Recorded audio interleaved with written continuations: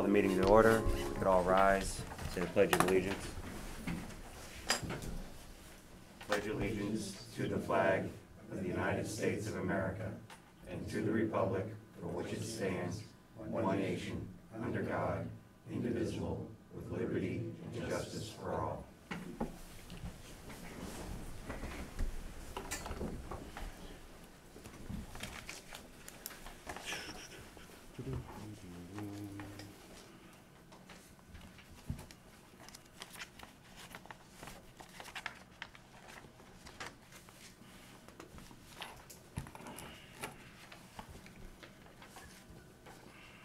All right, well, because I understand there may be some here interested in this topic.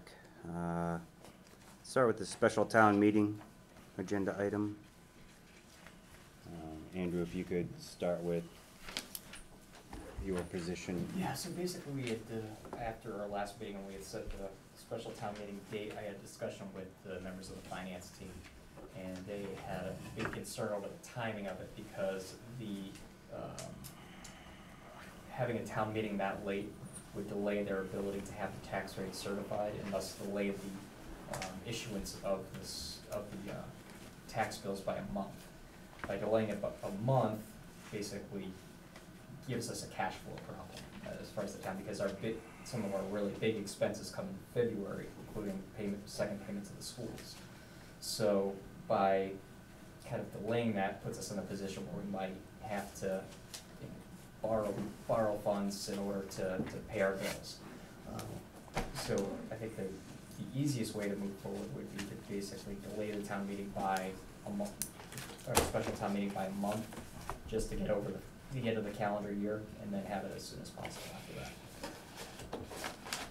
Okay. And I know we talked a little bit about some preliminary numbers in an email, but Yep. At the time it sounded like the potential impact could affect revenues for an extended period of time, and thus we may have to borrow that would equate to a financing cost of almost $12,000. Yeah, so if say we had a giant, it's because that month we do a big financial burden.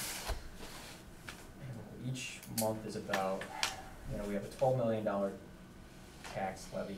Let's just say, we have $1 million worth of bills that 1 month.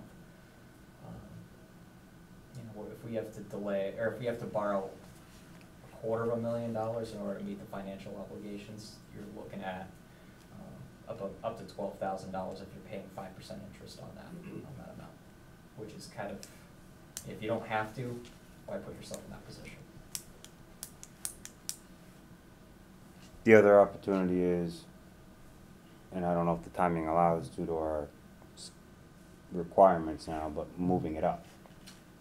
Right. That would be the other option. Okay. Do we know based on the timing how far up we could move it and still meet our minimum posting requirements and deadlines? Need a 14-day posting of the warrant before the special town meeting. Okay. So that's by the end of the month, and then we need, at least a week to put that together? Right.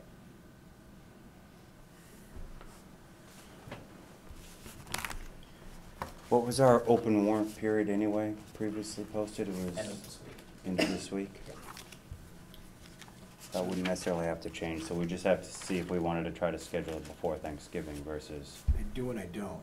The other concern obviously is the marijuana bylaws. The moratorium runs out in December, and I don't think we're gonna have it together that quickly. I think we can do it before December, but I think if we try to rush this and step it up, because that was my obviously first thought was to step it up. But I think then we're gonna have another meeting. We'll put the bylaws off until annual town meeting, which is not a good idea. Okay. So I was thinking either in December or January, preferably, sooner the better, but I don't think we can do it in November. The other thing is, if I'm correct, and I'm sorry, I'm not trying to cut you off, I hear you. I just wanted to clarify, the special town meeting affects their ability to do tax rate only if we add additional tax levy stuff into the budget. Otherwise, the numbers are already set in stone. For the most part, but you need to report all of your town meeting votes to the DOR, whether they're financial or not.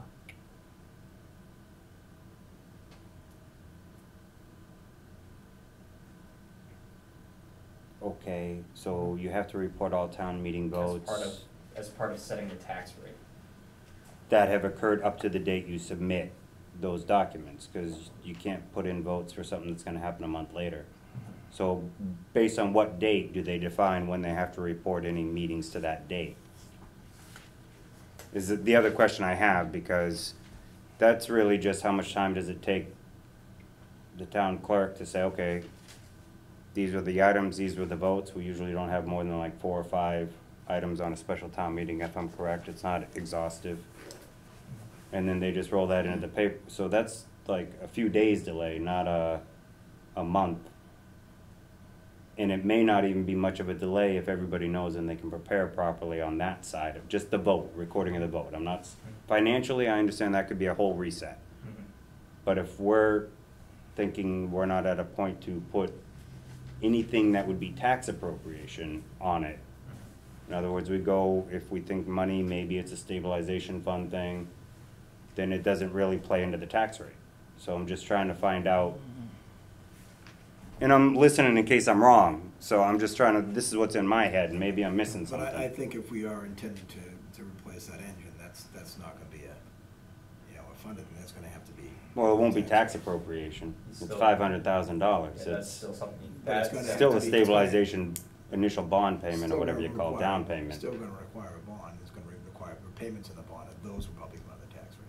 But not till next fiscal year, the payments. It's still reportable to the still has to be DOR. reportable and back confirmed before we can file the tax rate. And so if we put the meeting off till after it's filed, we're okay. It's gonna wind up in a bond, I think, that's the intent of it. And that will impact the tax rate some in the future, but still, it's gonna have to be reported and resolved before. This is what I got, it's spent a lot of time trying to understand it, but. So they have to report something that was approved that doesn't affect this year's tax levy. Because it was a vote taken, yes. And it would have been a vote that was taken prior to them submitting their documentation. Right. So if we move it to December 7th, they're saying they're submitting the documentation on the 4th, then they don't have to account for that at this stage of their processing. In other words, you can't know the future. There's a point where, and I'm just curious where that lands, so why do we have to wait till February, I guess, or January, Well, yeah, is I my think question. I think it's on the calendar year.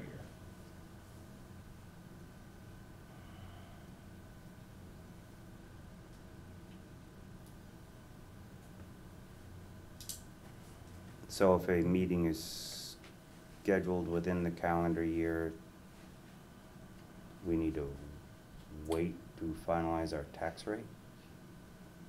That doesn't seem to make sense. Well, it might not make sense, but it doesn't mean it's not true. I'm just trying to just better understand it, because from my position, there were definitely 2 items on here that we've been trying to work through more than one town meeting already, whether it's special town meeting, 2 annual town meetings, whether it was solar, whether it was the marijuana stuff. By not acting on it, we're almost continuing to prohibit it. And we already had a town meeting vote said you can't prohibit certain things. And state law is really not a big fan of prohibiting solar, so we've got to also consider that. How much are we holding off other people in their own personal projects or plans? Is if we keep pushing this out month after month after month, or pushing out another, trying to get another moratorium to go extend another however many months, at some point we just got to sit down and say, this is it, let's do it. And we got to make it so that we realize we are representing the entire town. The town's almost 50-50. So yeah, nobody's going to walk away saying, I got exactly what I wanted, but no one should feel like they got nothing either. But we can't keep pushing it off. We got to, that's where I'm coming from. Right, and I think that if you said that January 8th was the day of the town meeting, I think that it's a safe date to say that that's when it's gonna happen.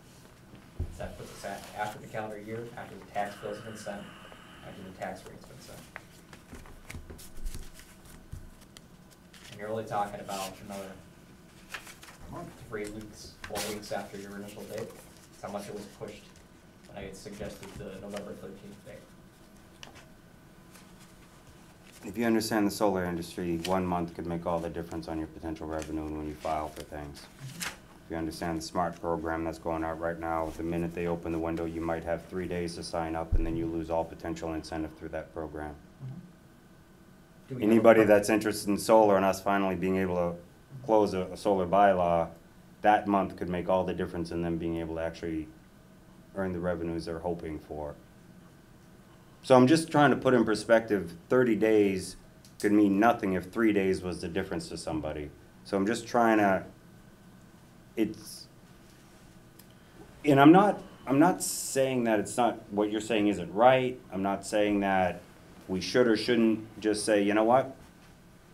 It sucks, but this is where we're at. Let's plan on spending the extra 12,000 in financing if that's what it comes to, and then maybe realize it was only 3,000.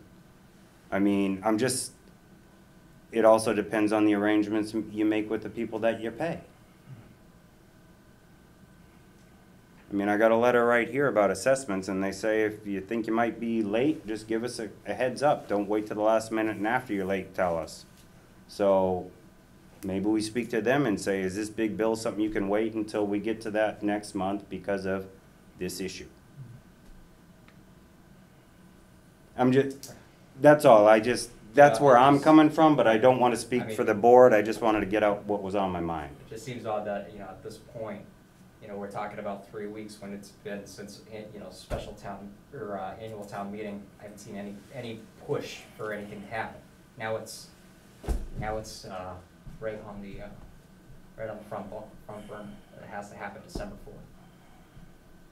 Actually, if you remember, we wanted it to happen before Thanksgiving, then you told us that Thanksgiving's a week earlier, so we went to December 4th because it was too soon to put the time in to get the bylaw together. And I've been working with the planning board to trying to set up these joint meetings so we could work together and get good bylaws together, so it's not one independent board doing one thing and another board doing the other. I've been doing that since town meeting, reaching out, trying to see what we could do to work together and get this. So it's not like this has just been sitting on the side burner and we haven't been doing anything. It's just, that's the luck of the draw. Municipal life just doesn't happen overnight. It just doesn't. I would like to see it in December if we can, because I would like to get the bylaws out before the end of the year. From what you were explaining to me before about how this is gonna work, as long as we're not gonna do anything to impact the tax rate, this year anyways, it shouldn't make any difference. But having a vote before they set the tax rate, that makes a snafu, and I understand that. So we just put the meeting off till after the tax rate. We don't plan to impact the budget for this year, certainly. Realistically, probably not next year. So I don't see a problem in doing it in December. And I don't think we're gonna have a problem, especially with the marijuana bylaws, that it's not like they have something put together. We just need to work to modify it, not to create it. They've already done that work. So I think that can be set by December, but it's supposed to be done by, which is what we set forth to do over a year ago when we put the moratorium in effect. And it'd be nice to close the solar issue. I know it's frustrating. You want to see a better plan further out, and maybe Does the moratorium end on December 31st? Yes, Okay. it is. And you need a town meeting to extend it, so you're locked in on that. If it ends with nothing, how do we deny someone a permit? If we have nothing planned out, no rules for it, is it their fault? If somebody says, okay, I want to sell. We're putting ourselves in a predicament for that, and I've always assumed we would do that, front burner or not, in your eyes. To me, that would have to be done before December, so I'd still like that to go. And if they say we absolutely can't, we absolutely can't, but I think we gotta push the date forward, back a little bit after the tax rate, and select another meeting date, and keep it sooner than later, keep away If from we're legally Christmas. allowed, but it sounded like he's saying calendar year is the thing, so any event that occurs in the month of December If that turns out to be is the case. supposed to be reported on something you're in. There may be a misunderstanding or misinterpretation of what is expected there, but I don't know. If that turns out to be the case, we'll be here again in 2 weeks, we can move it again if we have to. But I'd rather set the date now and get it rolling with a deadline in mind, and the intent to have that earlier date, rather than push it off 2 more months. I have a question. How far along are the assessors in getting the rate? We haven't had the classification hearing, I know that, but that kind of a formality. Seems like I read the date and I don't remember right offhand. Well, this is, I think, less so about them setting the rate as it is. Well, they're all tied There's like together. Yeah, but 7 as it steps is, to what get there. Anything we do has to be approved and Yeah. basically certified by the state, our votes, before the rate can be Mhm. approved. So they could be all ready with the rate, and if we don't have our meetings and our vote ratified, then they can't set the rate. Even with Yeah, all the that's rights. okay. I had the to-date sheet with me before I came down here, I just forgot to staple it to it, but basically at this point, they've submitted the LA 13A, LA 3, the LA 4, the LA 15, I believe. Okay. And the other question is, I was initially wondering why we couldn't just deal with the language articles, but the Department of Revenue holds things up because of language type articles? So, yeah. How can they do that? It has to be approved by the Attorney General. But if we did language type articles only, it doesn't change the fact that we have expense articles we need to cover.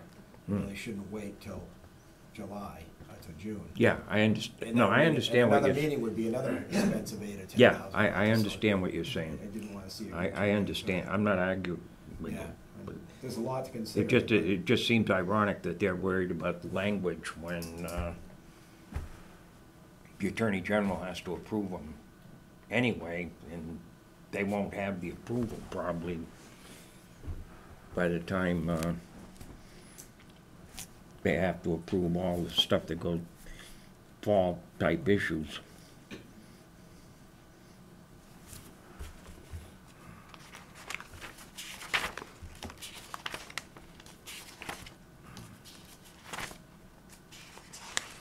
So the other question I have is, I saw the email stating that if, I'm correct here,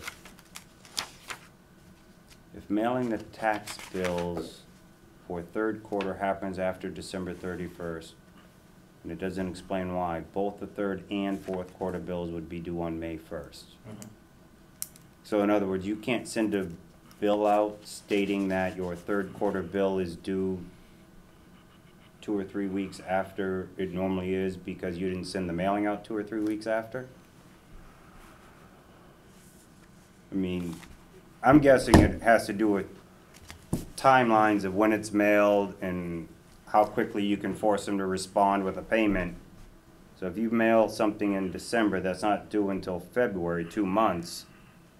But then instead, you send it 3 weeks later, couldn't you say it's due in March? Not still have to wait till May for both third and fourth? I'm just, my mind's coming from what seems logical and makes sense, but that has, again, nothing to do with how laws are written or interpreted after the fact and these rules, because I may be missing what they were discussing when they said this is why the rule is, and I don't understand it. So I admit that, but.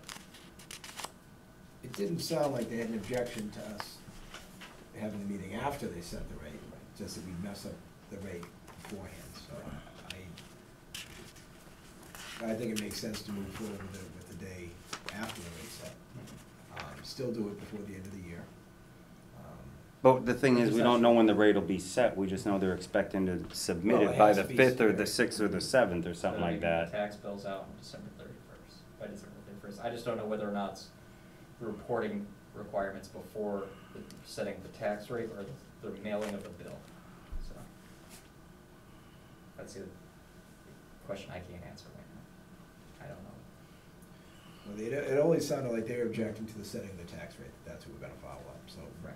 I believe if we push past their intended date for a set, that we'll be okay. Like I said, if we had to, we can move it again, if we find out we're wrong, but I'd rather set a date, and keep keep moving with it So you wanna than say- wait another 2 weeks to set a date. So you wanna provisionally say the 18th? So I can answer that question. Again, we didn't wanna get too late in the month, because then you run into all the vacation schedules of everybody in town, so that's why we're sticking closer to the 4th or maybe the 11th. Yeah.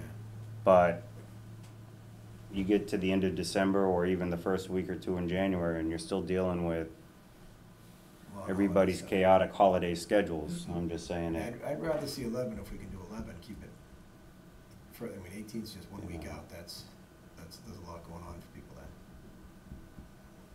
11th is still far enough removed. Yeah. I think we're not gonna interfere in any holiday plans or functions for people.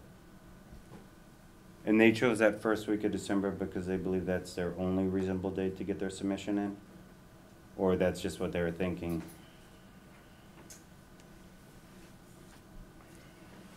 I can't answer on their behalf. Understood. I would think they have a schedule and routine they've been following for years. And I hate to ask them to try to alter that. It's easier for us to move the Do meeting. we normally get the tax hearing in December? Isn't that normally when they come before us, early December, first week or two of December? Because there's still a couple steps after that, so that's why I'm saying it. Tax classification's usually the second meeting in November. Okay.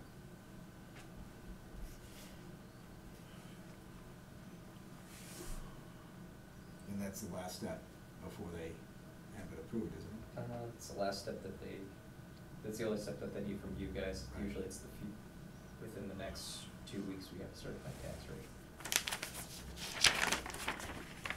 We should put Might be that some in. additional filings that need to occur. Could you also check to see if we move it to the 11th, and if they can see if they can make it so they can present something to us earlier in November, then we create a little bit more of a window for them to work between getting tax certified and us actually having the meeting on the 11th. Unless there's some rule about the calendar year, like you said, that, Right, yeah, I think that's just, my understanding of it, it's the billing cycle, but whether or not that means the day that the bill goes out, I'm not sure. We'll find out.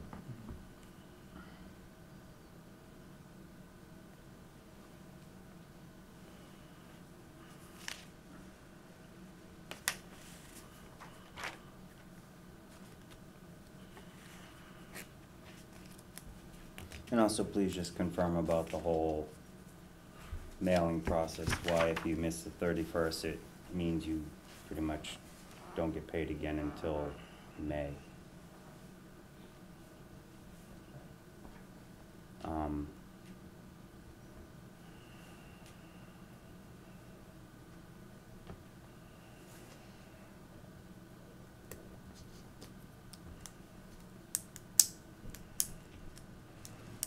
We do have a meeting tomorrow night scheduled, mostly pertaining to the joint planning board discussions.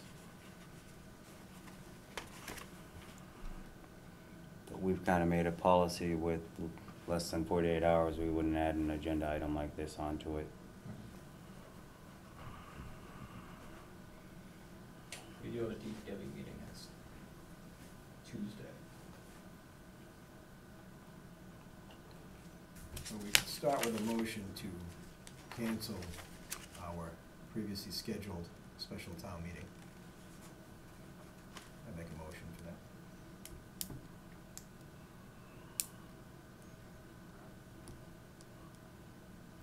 For December 4th? That was your date we had set. I will second it. If I'm correct, if we cancel it, it means that even anything we've received under the open warrant period It's gone. would have to restart. We'll have to set a new period, everything with it, but if we had to, we can wait on setting a date and post it and pull a special night for it to set the date and answer some of these questions first. I don't care if we had to meet Thursday night and come in just for that, or Friday, or whatever. I mean, we could still set it reasonably soon. We don't have to wait for a meeting, we can just, post a meeting and schedule when we're ready. But I'd like to do that sooner than later.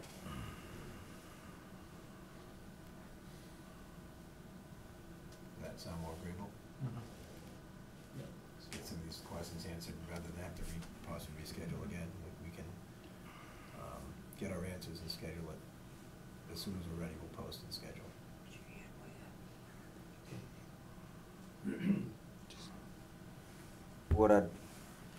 What I would suggest then is we set a meeting, whether it's next Tuesday after DPW commission, or if for some reason that one gets canceled or postponed, we still have this meeting. And so we just table it to that, and then we determine if we revise the date of the meeting, but I wouldn't wanna cancel it, but leave the open warrant period the way it is. And if it comes in, great. If not, then we tell everybody you gotta start all over if we... And I don't know if legally, if we change the date to a later date, if we have to reopen the warrant or not. But we should review that just to make sure. Do we have submissions yet for the warrant? I do have one citizen's petition Okay, so we'd only have one. With or person. without signatures? with signatures. Okay. We don't 200? It's got signatures. Yeah. We'll leave it at that. Okay. You had something? I just wanted to make sure that it was really heard, that if you don't have a meeting before the end of this year, the temporary moratorium will dissolve, and you'll be left with no planning board. No protection bylaws. whatsoever. There will be nothing other than what the state has in place. And when that vote was put to the town initially to put in the temporary moratorium, it was passed unanimously that they wanted to make sure that there was protections in town. And admittedly, what was taken to town meeting was not agreed on, and I completely understand that, but there should be something in town. There should be some protections in town, because there was definitely a support and a definite feeling that that needed to happen. This is why we're looking strongly to still do this in December. So I strongly encourage you to try to keep it in December, if at all possible, because if Okay. you do move it, even if you move it, I think it's gonna be really hard to get that first week in January, and once you've given them 2 weeks of open with I nothing, completely agree, you've just, completely agree. you've given them too much open door. And I'm not saying that against anybody at all, I'm just saying, like, Well, there's a lot right. of opportunity. You left the window open. You never And once you know. left the window open, you can't shut it very easily, so. Okay. So, I mean, we'll set a date, it's just a question of trying to get our timing better and find out these last little details of what we can and can't do, before we set the date, rather than modify it twice. And I don't know, if there's any doubt as to whether or not we can modify it without reopening the warrant. We'd have to find that out for sure within this week as well. And in that case, I'll remove my motion to vacate the date for now. There's no reason we can't do it at the same time or possibly modify it. If we can modify it and someone's gathered 200 signatures, I don't wanna be making someone get 200 signatures all over again. I think that's unreasonable. Okay. We'll try our best to keep it modified. All right, so let's, Dennis in the back. go ahead, Dennis. Speaking from the planning board, it is our intention to request the continuance of that moratorium, because we're not ready to present a bylaw, so that's our intent. Would you guys support that? For how long? So we can get, if we don't extend it. and We that have to was- pick a date to extend it, so we can't I just say understand that, September. the only reason we're doing that is we were inclined to think that we would not have a bylaw ready, and if you were going to extend the town meeting past the cutoff date for the existing moratorium, like Nika said, we would have no way of putting in laws for the town to have these people adhere to it. So if we extended or requested through a town vote for an extension of the moratorium, then we could get something in there. Not sure as of the time frame, but that's what made us nervous, is we wouldn't be able to get it done in time. Even if you said July first, that would put town meeting before then. The It option would, to but- extend is kind of a nuclear option. I wouldn't discount it if we don't have something ready, but I'd like to think that, we're gonna meet tomorrow and talk about it. I'd like to think we can finish it off. You guys have a great deal going to start with. We just need to tweak it a little bit. I don't think we need to throw it away and rewrite everything. I'm hoping we can still get it done Well, before. what But is- if we can't, yes, we'd have to, we'd be better off to extend the moratorium, but only for something until annual town meeting. I wouldn't go past that. I don't wanna have another special It meeting wasn't for it. that, just so I'm clear, it wasn't that we weren't going to be able to come up with something for the bylaw to present at that town meeting. We wanted to cover our bases in the event the period went past the cutoff date. We didn't wanna lose that. That's the only reason we would ask for the extension. But if we can still get the town meeting before the current moratorium expires, we may be able to come to terms before that.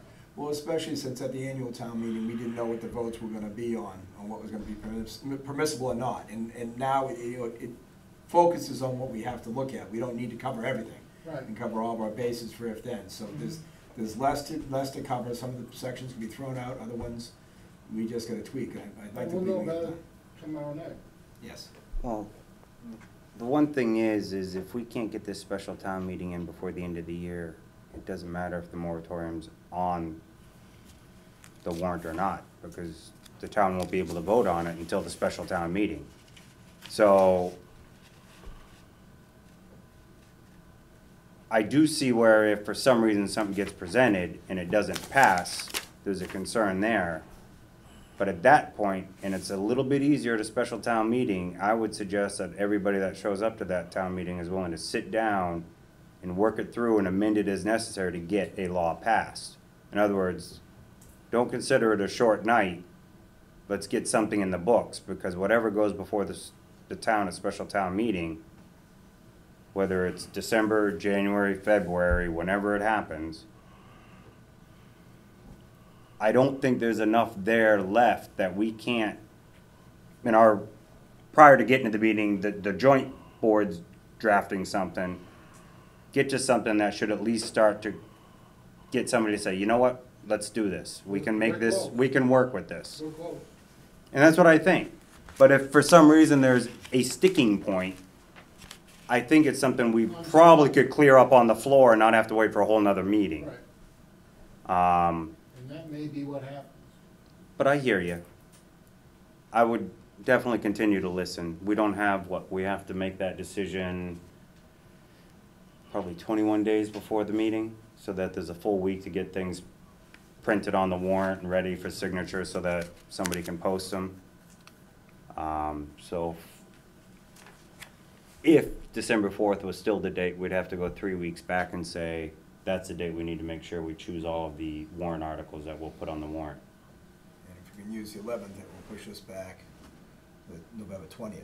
So it Right, still gives us so- a month and a half at that point, which is, So it'd either be November 12th or November 19th minimum, that's right. based on the December 4th or 11th town meeting that we would. But the 19th would be very bad because it runs into the Thanksgiving day week, which means we're really not giving our support office time to actually print, prep.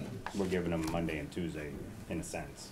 Well, not even that, because Tuesday would be the day we would be doing it. We'll know a lot more after tomorrow night. Okay.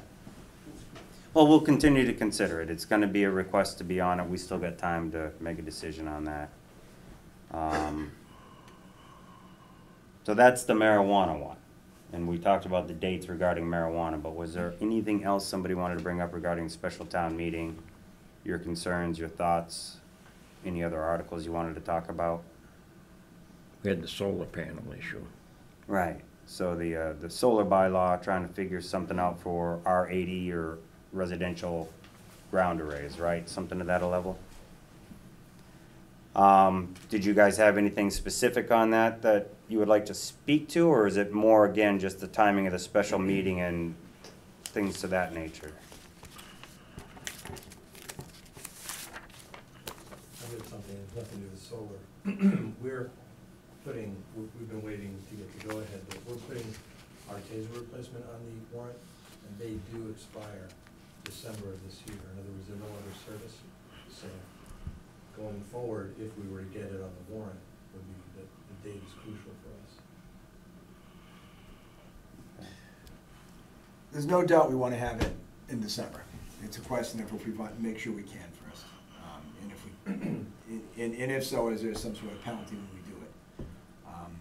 And that, as Matt said, that may be. If it means we're gonna be off and have to borrow money to pay the obligations and we take a hit, that might be what we have to do.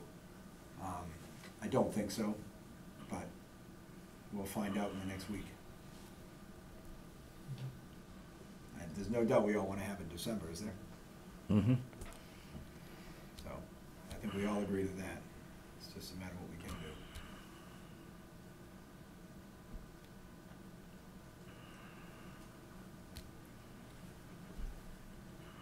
All right, next horse. So we have a motion for December 4th, right? Actually, just to table it. I pulled them. Oh, you pulled it back, okay. We'll just table it for now and revisit it hopefully next Tuesday Yeah. after Next Tuesday.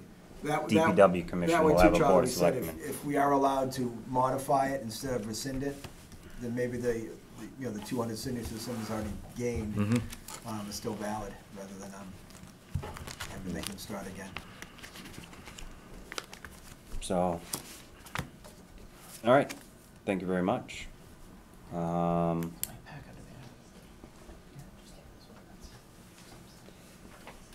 Next one that actually hits about 3 different ones. We'll just start with the chief of police. We have a K-9 program, and then he's got 2 other agenda items that we can follow up with.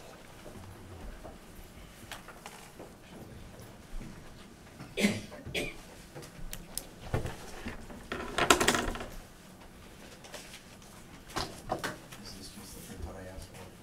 Yeah. So this is a real sheet for me.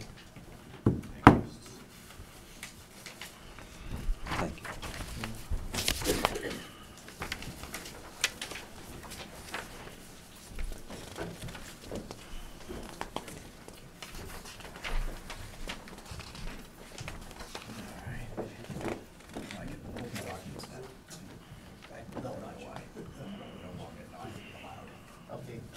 I guess so, I don't know.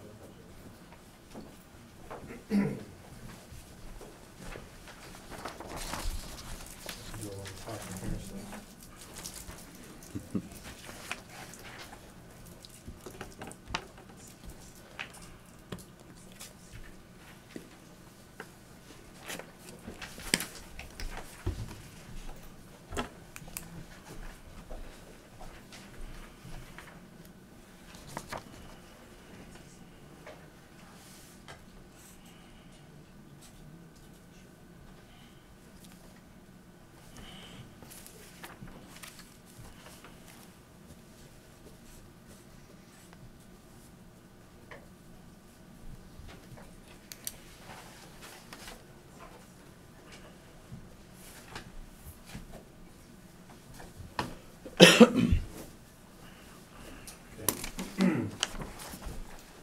First, I want to thank everybody that's here. There've been a lot of questions that have been asked in the street, people coming up to me ever since I got here about K-9 program. Some people want to know what it would cost. Some people want to know why we don't have one, and some people want to know why we need one. So I'm going to try and answer all of that in this presentation. If anyone has any questions at any time, please feel free to ask. So we'll start with, what is a K-9 team and why do we want one? It is one officer to one dog. So we don't have a dog and share it between officers. The dog doesn't stay on for, say, 2 shifts and work between 2 officers. It's the officer, the dog, that's a team. And it's exclusive. That dog will go home with that officer, live with that officer. Part of the requirement, if the Board of Selectmen takes one of the grants, is that we build a kennel at the home of the officer to facilitate the dog living with that officer. And if the K-9 goes through its career and retires with that officer, it's customary that the town sells the dog to the officer for $1, and the dog lives with the handler after retirement. It does require one car, and that is something that we're gonna discuss further. It's gotta be specially outfitted, it can't be shared. The only time you could possibly share a car is if you have 2 handlers and 2 dogs, but I've really never seen that done, so it would require us having, either adding a cruiser as we discussed, or just taking one of our existing cruisers and making it solely for a dog. You can't share it or use it for anything else because of the type of caging system that goes in the car. And with the caging system, there are electronic features like hot pop devices and a fan, bowls, things to protect the dog in the case of heat. The #1 killer of police canines is heat. A dog will be in a car, the air conditioner will fail, the car will overheat, officer will come out, and he'll find that his dog has passed away. And I've actually been in a situation where a dog almost died that way, and but for somebody walking by and noticing it and saying something, the dog would have. It's a very touchy area, so the car that we would get and the way that we would outfit it would have the latest technology for dropping windows and opening the door and setting off an alarm if the interior of the car got too hot. The team has to train twice monthly, and that's one of the things that's a cost issue for departments. You have to have 8 hours of training every month to maintain your patrol certification. You have to have 8 hours a month to maintain your specialty certification, which for us would be narcotics. So why do we want one?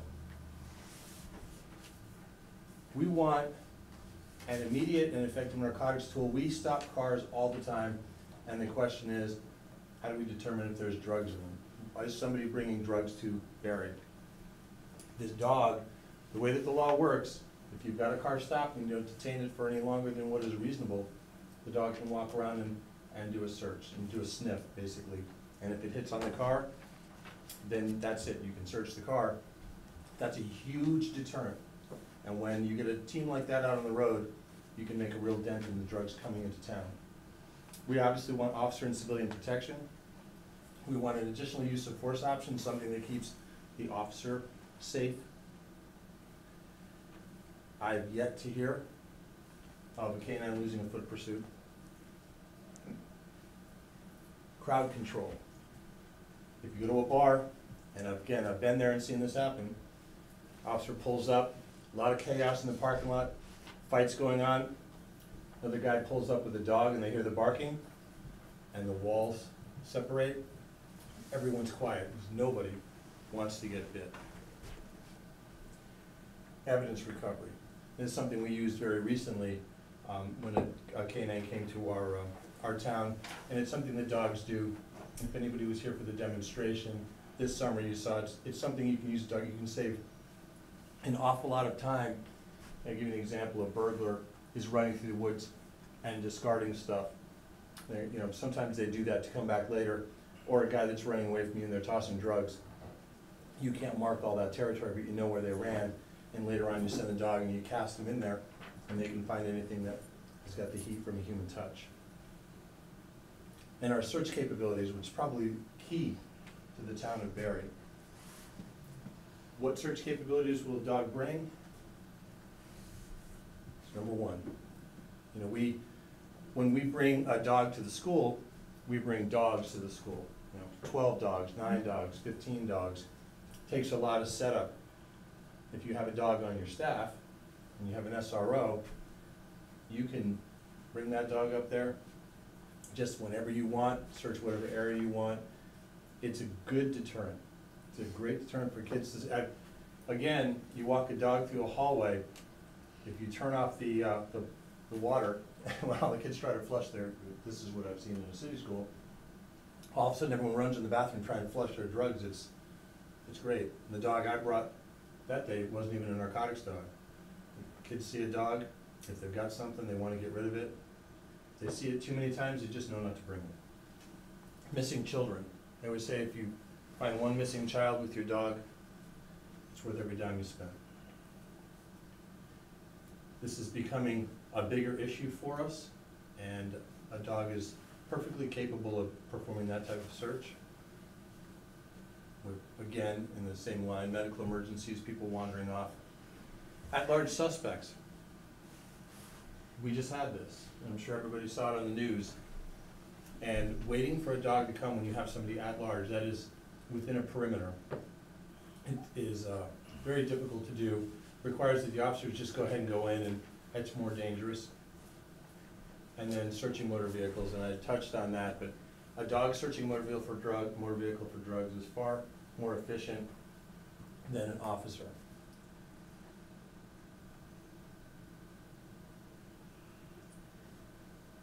Now dogs, nowadays, dogs are social. Police dogs are social.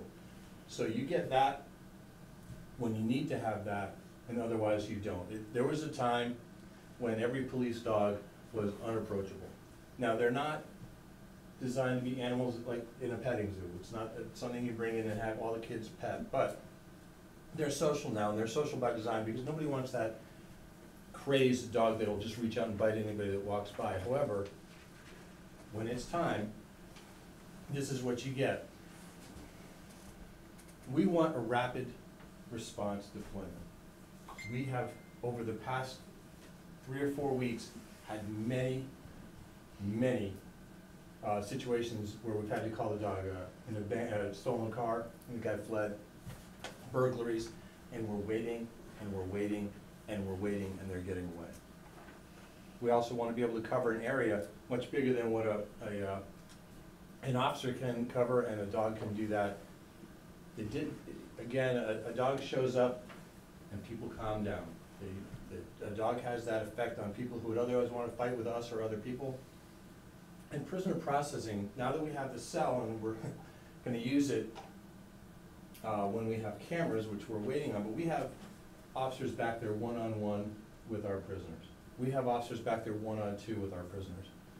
You lay a dog down, and we sit there in the room with the prisoners, and it changes the dynamic. If you have that type of a hostile environment, the dog is very helpful. If you don't have another officer to come in, but you have the dog, that'll work. What else can it do for us? Well, we had the basketball game at the school last year, and everybody there was motivated because we told them that we were going to be bringing a dog if we got permission, and we're going to name it Panther, and that still stands. It's a perfect name for a dog, and it gives your officers an opportunity to go to schools, go to groups, interact. When I first got here, there's a big push to have officers working more, be more visible, more interaction. Get out of your cars, talk to people. This is a great way. And it'll bring the officers out of their cars, and it'll bring us together at events. People tend to like canines. Canine handlers give great demonstrations. So what are we facing right now that would cause me to be here doing this? If we average it out, we're going after, we're asking for 60 deployments a year. Some months it's a lot more, occasionally it's less. We're having a big rise in burglaries. I believe that part of that rise is because we haven't caught the guy that's doing it. Not that everyone's done by the same guy, but if we had gotten one guy a while ago, we probably would have saved 3 more. Our average response time, even though the other agencies are more than willing to help us, is at least an hour. Sometimes we'll get a bloodhound more quickly, not always, and sometimes it's 2 hours for the dog. We had a situation a couple weeks ago where we had to call the dog out 3 times. First response time was 35 minutes. We had to call the dog back to search an area we thought that the guy was in, hour and 15 minutes. We had to basically wait for the sun to come up. Then the person was actually found, fled from a house into the woods. We set up a perimeter, hour and a half to get another dog there. That's in one, that if we'd have had our own dog, it had been over before it started. So we do not have an ability to rapidly deploy. We have to wait. The best intentions, the state police, for example, they have a lot of dogs, but they're not in New Braintree. They're at a headquarters for a canine response, and that's a long way out. And they may not have one even available for us. When we call neighboring agencies, they have one on, great, they help us if they can. They may not have one on, may not be available. And more often than not, that's what we're hearing. We're hearing, I'm sorry, there isn't one. Do you want, how far out do you want us to call it? 2 hours away, an hour and a half away? That's the more often than not. We do tend to get bloodhounds more quickly, but even that's not all the time. And we need to be able to, especially with the amount of burglars we've been having and a certain situation that we keep facing where we're constantly searching for youths, we really need to be able to get a dog on the scene right away. Now, I'd like this, I thought this would be a bigger screen, but let's talk about how much this is gonna cost. And we do have, I don't know if everybody got one of these sheets. The bottom line is, it's gonna cost $66,700 to bring a dog to Barry. That's the cost of the dog, the training, and all of the equipment, food, insurance that goes with it. From all of that, and one of the biggest pieces of that is we have to buy a car. We want to start a car with the dog so that we get the most use out of that car. Theoretically, the car could last the life of the dog, which is 8 years, roughly, but it might not. What we don't want to have to do is continually pay to re-outfit a car. So the old days of giving the oldest car in your fleet to the canine handler are gone. That was when they used to cut a piece of wood and put it in the back seat and the dog, and put a little piece of carpet on top of it, and that's what the dog lived on. But that's not it anymore. You're putting a $7,000 cage into this car full of all of the heat sensors and door lock popping devices. It would be very expensive to have to re-outfit a car every 2 years. So buying a new car, putting it with the handler, making it a one-use car, that's a lot of money. That's the $27,000 for the car alone, and then the normal outfitting costs. What can we do to offset that? I've already applied for the Vesta Dog grant. That's $4,000 that can be spent towards the purchase of the cage. So that offsets our $6,300 cage by $4,000, that's good. I've applied for the Stanton Canine grant, and that's worth $25,000 to us. That'll pay for the dog and the equipment that goes with it, and they have requirements which are listed in here, things like 2 years of food, 3 years of food, 2 years of vet coverage are required, putting a kennel at the handler's house. All of that's in there. Now, at the bottom of that, if you look, you'll see there's $7,000 left over. My last conversation with Stanton, in my last conversation, they stated we might be able to use that $7,000 towards the purchase of the car. It was not something that was allowed in the past, but now they're starting to see that maybe that would be okay. So where I say we have to raise $39,000, maybe it's 32.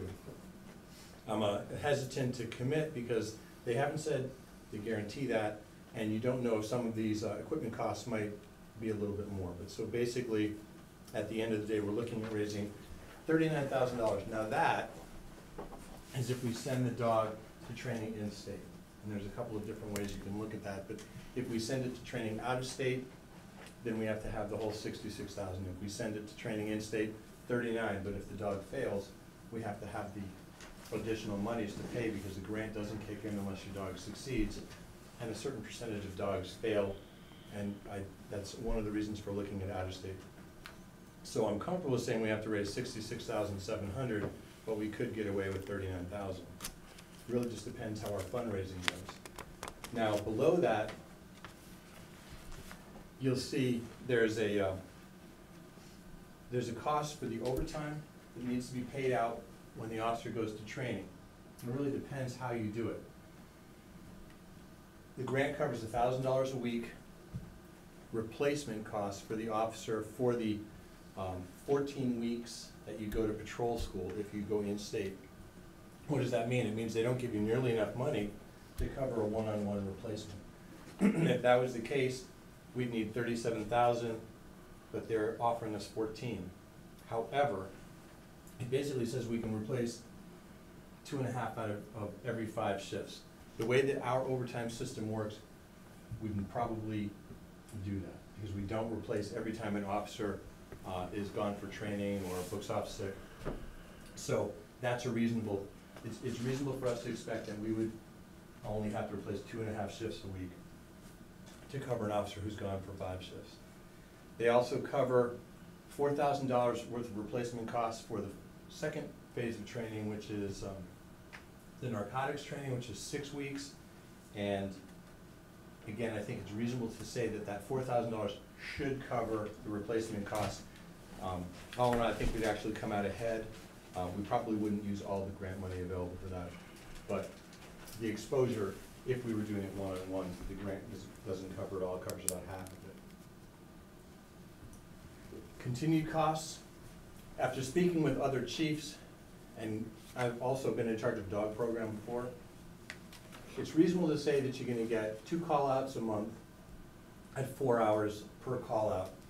Because you would have to figure your dog's gonna be on a tactical shift, for us probably the evening shift. And most of the calls that would come when the dog, will come when the dog is working. We're not necessarily gonna offer our dog to other towns when he's off duty, only when he's on duty. So that would be how many times do we think that we might end up having to call him back out at 4 hours a call. So we're saying 8 hours a month, which is about $3,600 annually. Additionally, the K-9 team, as I said earlier, they have to train twice a month. But we, within our contract and with whatever MOU we sign, we should be able to make that cost neutral. We should be able to switch the officer's shift to send to training without having to pay him overtime. So that's a breakdown. Now, if you have any questions, I know you probably have a lot of questions. I'll let you start. Well, I'm interested in the 7,000 on the Stanton grant. It could, you only think it apply towards the cruiser, not the cruiser equipment? Might it Yes. be easier to apply it to the equipment or no? Yes, the cruiser or the cruiser equipment, yes. Okay, I think we probably have a better shot at the cruiser equipment than the cruiser, but hope to see that comes off. Possible. And this has always been, and I said from the beginning, my concern is that, you know, the $39,000 or $32,000, that's gonna impact the town, annually.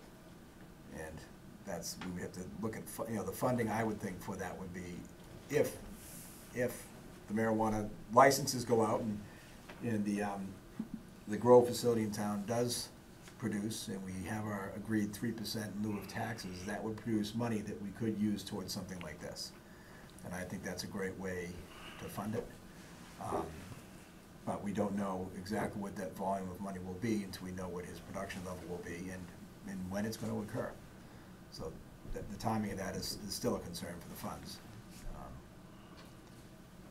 Without a lot of public input, which we haven't really had yet on it, we don't know how the town would feel about spending money on it. It's not my opinion I worry about in spending money on it, it's everyone else's.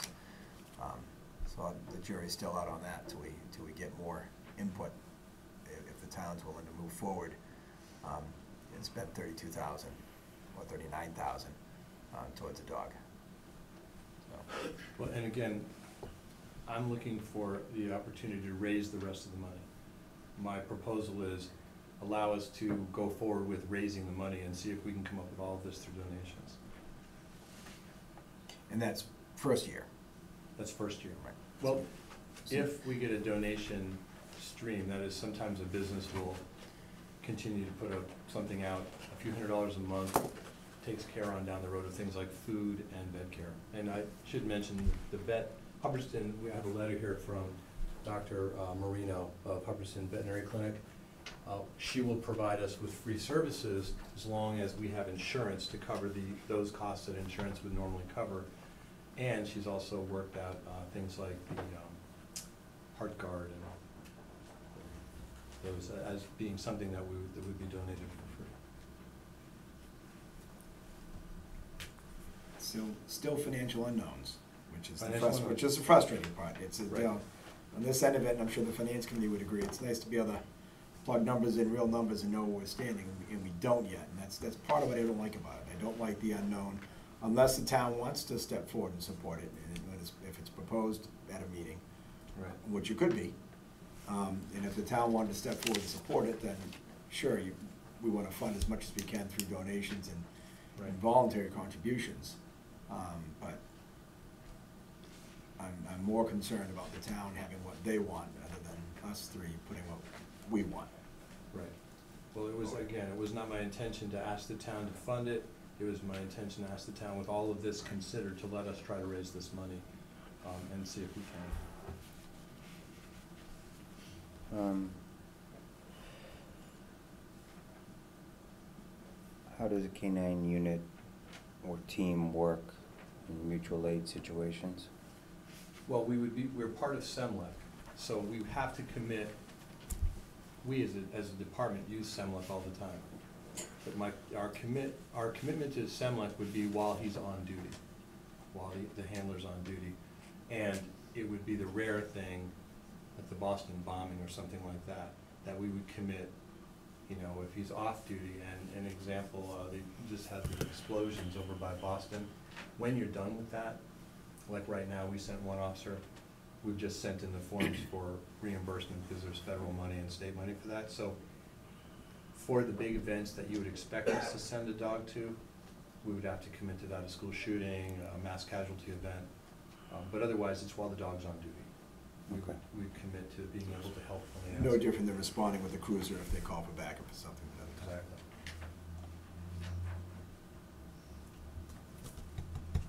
Matt, I have a question. Go ahead, Jeff. What would happen if the officer that was handling the dog leaves employment with the town? Dogs can be sent to a short period of retraining and be repurposed with another officer. And Okay. depending on the training you start with, if you go out of state, it's quick. That's how the dogs are designed, because the dogs are trained before they ever meet the handler. If you go in state, it's a little bit more of a process, but it can be done in any case. Although generally, once a handler is paired with a dog, that's enough incentive for them never to leave the department. It's a bond. Wouldn't necessarily hurt with some retention. Yes, it would help us a great deal with retention. We have, by the way. Just have to choose the right person. We've sat down, we've had a process, and after we selected the officer, we sent the officer down to Boston. Boston's one of the nationally renowned training centers, Boston PD. We sent our officer down there, which was a requirement of the grant. They vetted him, and they came back and said this guy would be a fine choice, so that they would accept him.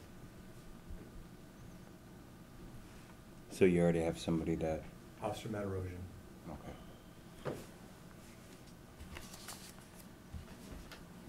Can we take questions from anybody? Yes. I think it's a great idea, and I would like to know if the dog would have a vest, protective vest. There are two different sources. The answer is yes. There are two different groups that I know of that donate the vests, and so we would immediately get on, like Vestadog, for example, is one of them. So yes, the dog would, now the dog only wears the vest in tactical situations, but the dog would have a vest. Meeker? Two Lisa? questions. One is there a requirement for the dog to live in, like, within a radius of town, or? No, but we know that this officer lives close enough that it wouldn't be an issue. And the other question I have for you is, what narcotics does current dog, like, what are the current trainings for the dogs? What narcotics are they able to? All of them. So the problem is how we're gonna handle marijuana going forward. But the dogs do the whole spectrum. Dennis? It's not a question, it's a statement. I recall several years ago on the fire department, 2 young boys in Barry were lost at race ledges. You couldn't see the hand in front of your face, it was so foggy out, it got dark. The entire fire department was out there, police department, EMS, searching for these boys for hours. K-9 came in 10 minutes, found those 2 kids. 10 minutes, boom, right to them.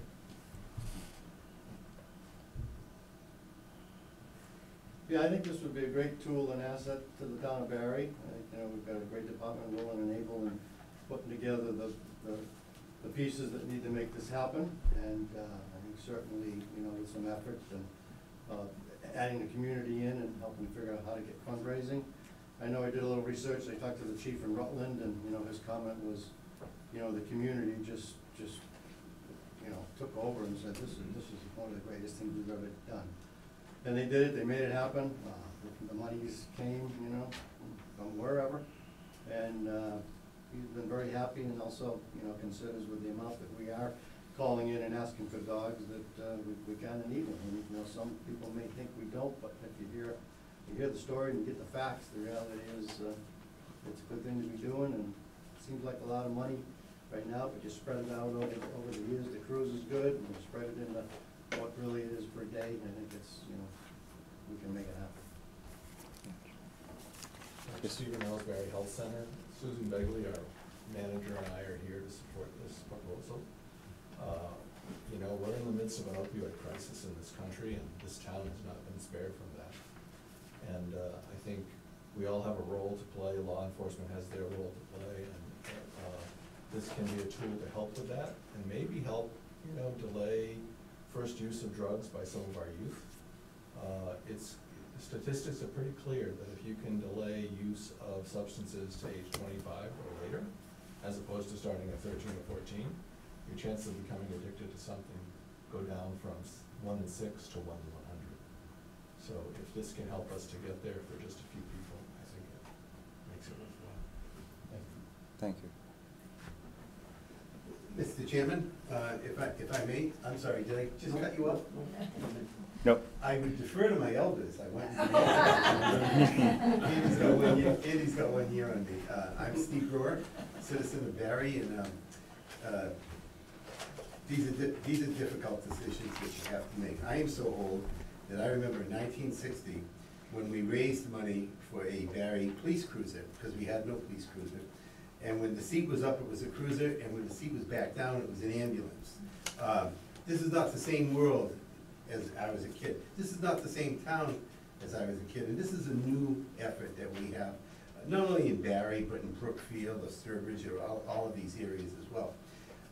I'm also the president of the Barry Savings Charitable Foundation, and I was sitting here taking some notes. We're going to have the chief into our group. There's 9 members towards the end of this month to have this discussion. Granted that gives your green light to at least go forth on the private sector, the nonprofit sector, to try to be helpful. The Barry Savings Charitable Foundation, on my notes, for the active shooter program that we did up at Quabbin Regional, we funded at $17,000. The Heart Safe community, for making Barry a Heart Safe community, we did at $4,000.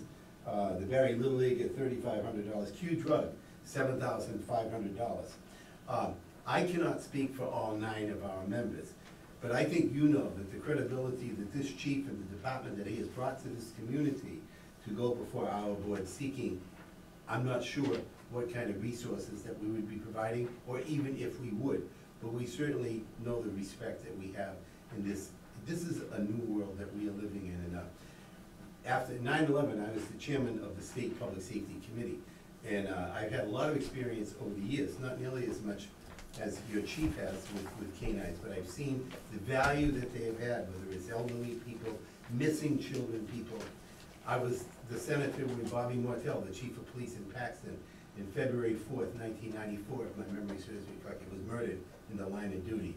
And in those days, there were 300 cruisers in Paxton and in Holden, and they couldn't talk to each other. They did not have interoperability. We funded the technology. Now it's 2018, 2019, and so it is a different world that we live in. And if this canine corps can protect citizens, can protect police officers, and save lives, and do prevention, as Dr. Earl said. I don't go to selectmen's meetings very often, as you well know. I helped carry that table in here some 38 years ago. I want you to know that. I believe in what this program is, and I hope that you're the chief executives of the town. As you well know, the legislative body of the town is the town meeting. But your approbation, as the leaders of the community, your support, and the finance committee to understand that there are always ways where you can find resources in this regard.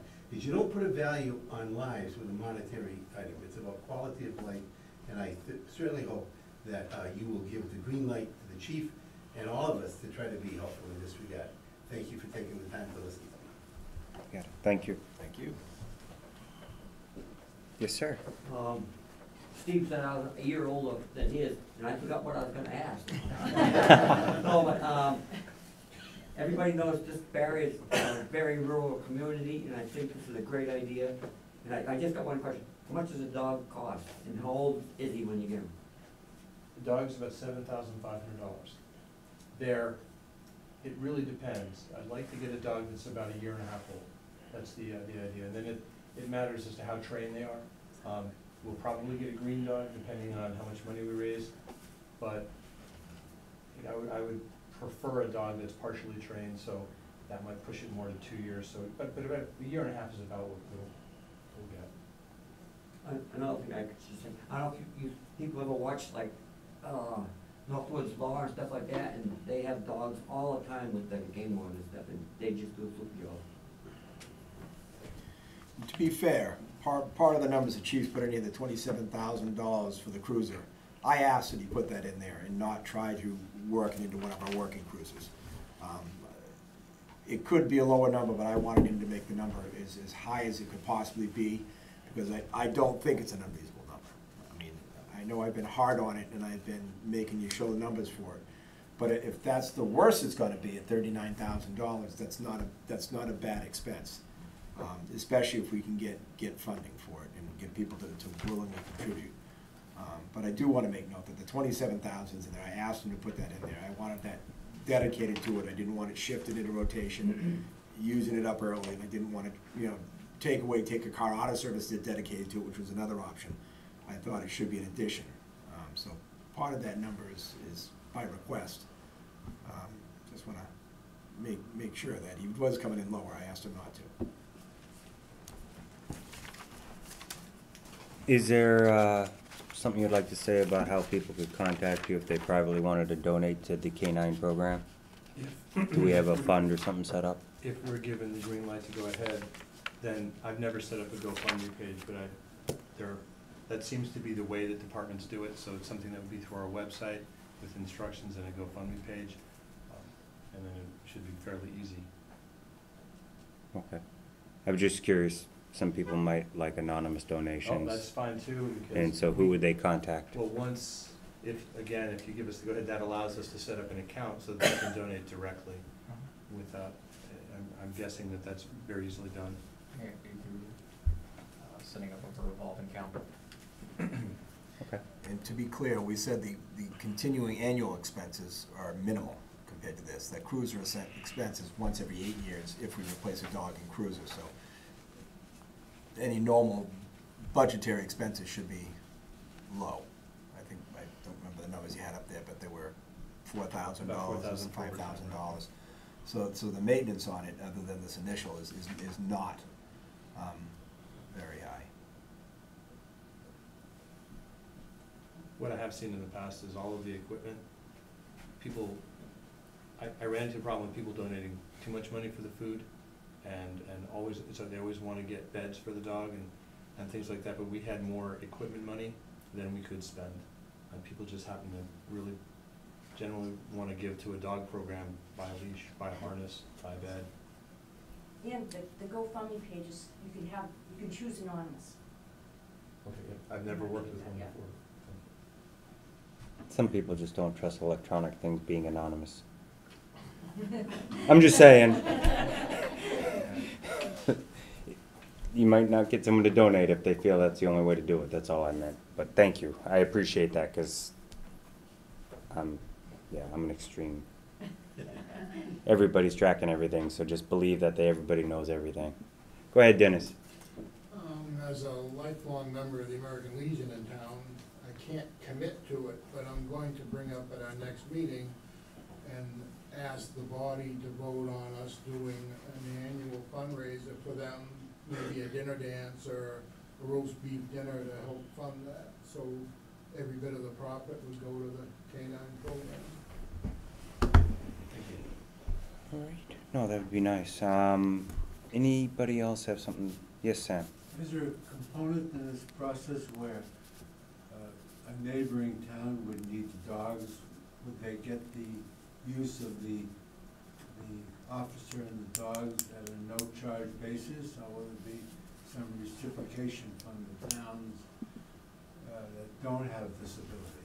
It's a mutual aid agreement. It's a mutual aid, right. And last night, we had more mutual aid in our town helping us than we could ever afford to pay, so it's mutual aid. And it's only when he's on duty. So if he's off duty, we don't call and activate him and put him on overtime to do it. if he's on duty, he goes like any other officer would if somebody called for backup or for assistance. Same things the fire department does, or, you know. And similarly, as you previously stated, that also depends on the level of the emergency. If the emergency's high enough, we may be calling them in, just like you're calling all hands on deck for any type of major emergency, so that's just standard police procedures. All right, what I would like to do then is see if we could have a motion to at least approve their efforts in trying to receive funding to make this program I will work. be pleased to make a motion that we give the chief permission, the green light, to go ahead and pursue his private funding, set up the necessary accounts, and work towards establishing this canine. I'll second it. Call for vote? Aye? Aye. Aye.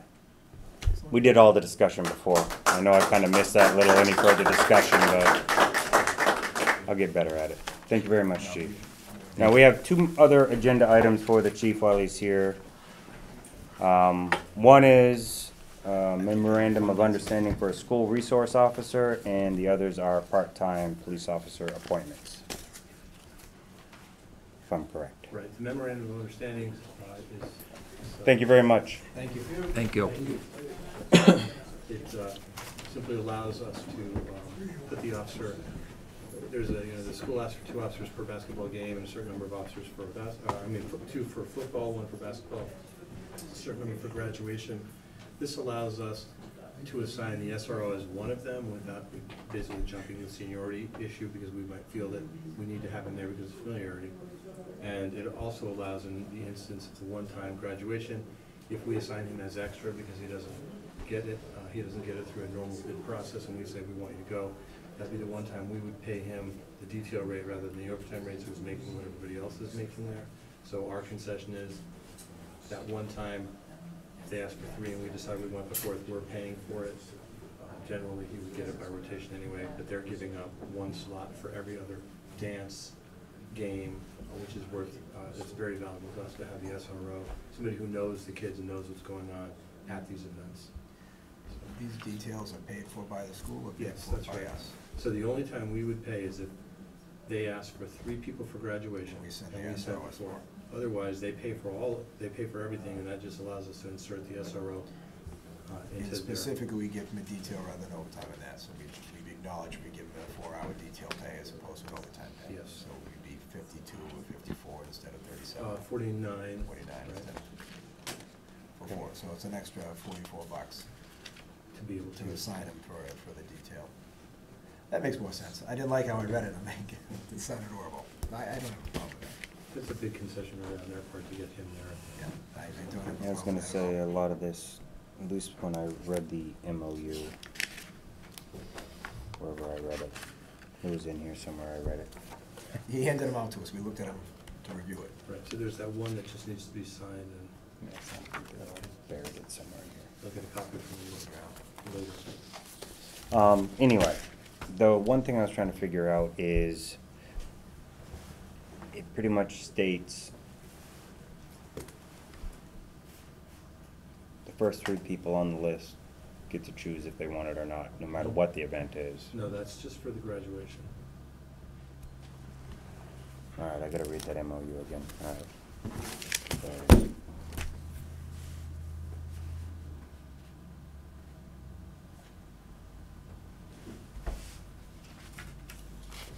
if there is a school function or event, except as provided below, and the school requests police personnel, the first 3 selected will be from the normal bid list. If the SRO is not reached on the normal bid list after the first 3, then you would be assigned.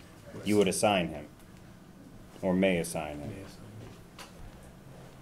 So below we talked about. Which would be just regular overtime for that assignment unless it was graduation. Yeah, I'm not gonna, the only thing that we're talking about at this point is graduation. And Okay. he probably will get it by bid, and I may not even want him at that. What I really want, there's nothing says I have to. What I really want is I want him at the football games and a basketball game, if there's a need. Okay. And the only thing I'm trying to figure out here is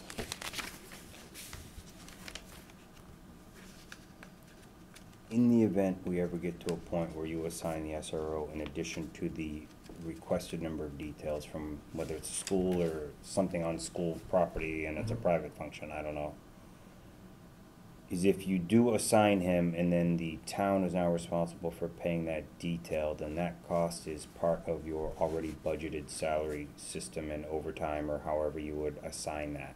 Right, but So you would have to manage it like all your other I overtime. would have to make, the likelihood of my doing, first, there aren't that many events. There's just the dances, the games, and graduation. Generally, he gets it by, by bid. This is, I'm not likely, Yeah. if all of a sudden they come up with a new event, I'm not likely to just simply throw them in there to throw them in there. I see the value of the games, Okay. most of all. The games are where suddenly they might tell us there's a problem brewing, and I wanna have the guy there that knows all the players. Okay. Any thoughts? I'm okay with it. Any I'm in thoughts? favor.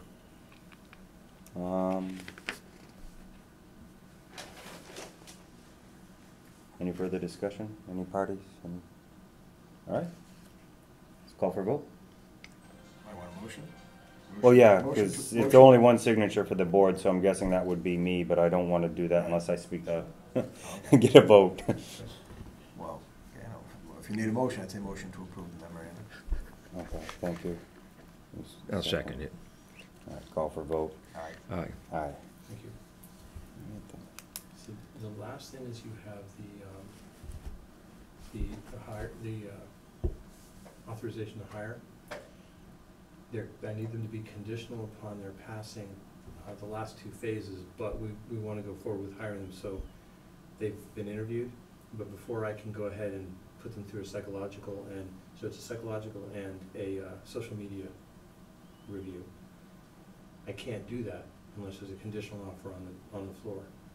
I can't give them a conditional offer without your permission. So I need permission, so that's why you see the dates.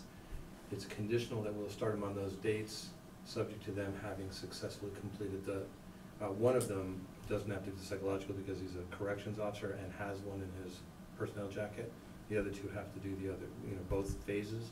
So November 1st for Trevor Allen, November 1st for Samuel Rivera. October, I believe it's 12th for Bobby Ruckus because he's finishing the academy, and that'll give us enough time to review his social media before he finishes the academy Now, that he paid for. These are auxiliary? These are or, for part-time, part-time? yes, part-time. What's the difference between auxiliary and part-time? It's just, it's however the town wants to define it. It's, I thought there was a legal difference between the two as well, as far as there our are legal responsibility. definitions, but if we break it down, it comes out to the same thing. We use part-time, you could call them reserve officers if we wanted to. We're giving them full patrol capabilities, so we're giving them the most that you would give versus, and I can't say exactly which one, but one doesn't allow them to go on patrol and make arrests. But there's reserve, part-time, auxiliary, and I think there's even another category. But we're asking, obviously, we wanna fill shifts. We wanna, cut down our overtime costs. This brings us within one of the 15 max that we have, 6 part-time max, and this will be helpful. So this will put 5 So we'll have 5 at the end of the 6. phone that you're hoping can help fill your shifts, et cetera. Right, and if you remember, they have to provide their own uniforms, which they, we interviewed them, they signed a document that our expense in this is a couple of training shifts, and then we move forward.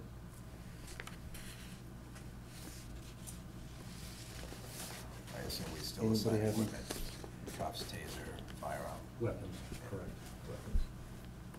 They have to have their own cuffs, you provide cuffs. Nope, they have to have their own cuffs. Wow. What we've told them is we'll loan them stuff if we have it until they can purchase it, but they're obligated to purchase, and one of them's already ordered his uniforms. It's an investment so that, there's an incentive to stay, Okay. and no real loss to us if they leave.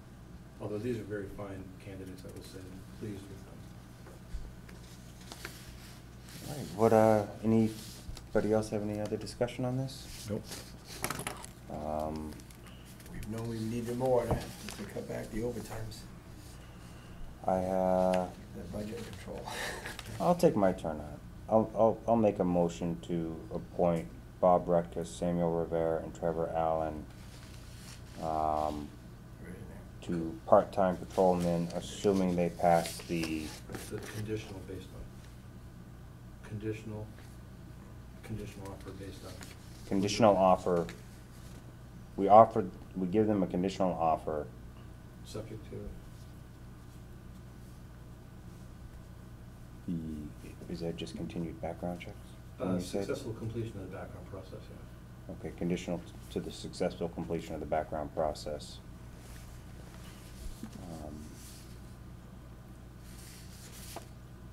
Well, you're getting out of touch with those. See, that's why I needed to do this again. I was there, and then I was like, I got all, I'm gonna start all over. I'm gonna make a motion to give a conditional authorization to offer part-time patrolman positions to Bob Rutka, Samuel Rivera, and Trevor Allen, based on the proper completion of the background check process. Second. Call for vote. Aye. Aye. Aye. Department head, personnel administrator, select board chair. We'll hold on to those though until they actually pass the background before signatures. Okay, Were you holding those? yes. And then I can Cool. get the MOU to you tomorrow. And that's the signed one, Andy. Thank you very much. Thank you. Piece of cake. Appreciate it. Thanks for taking the time to come out and do that presentation. It makes a difference. Thank you. 2:30 stuff. I know. That was a late night last night. Early morning. Early morning. I got a couple hours sleep. And tell the whole world, 250th anniversary committee, we need people that, well, as many people that showed up to support your K-9 program would fill out that committee nice. Speaking of which, 250th anniversary committee, we have a charge drafted by the town administrator, I believe, presented to us for review. I have reviewed it and I'm comfortable with it. I don't know if anybody else has any comments. I read it and I was comfortable. I believe I commented back already. It was good. Okay. So, if we do or don't have any questions, I guess we could either go to motion or, Yeah, I think we just put it to motion. all right. I'll make a motion to approve this 200th anniversary committee charge as written. I'll second it. All right, and then my little, is there further discussion? I'll just state that it's, we're looking for 9 members on the committee. Time is counting. We only have 5 years left or so, 5.5 maybe if we're lucky, if I did my math right. So, most of the big things usually have to be scheduled probably in the next 3 years. Nobody will be available if there's big things we want to do.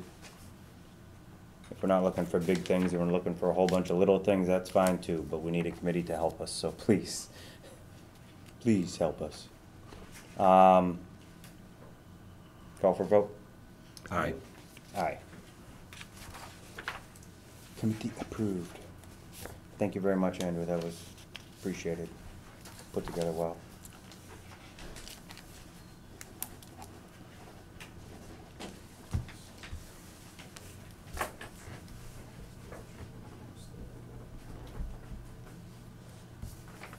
Thank you.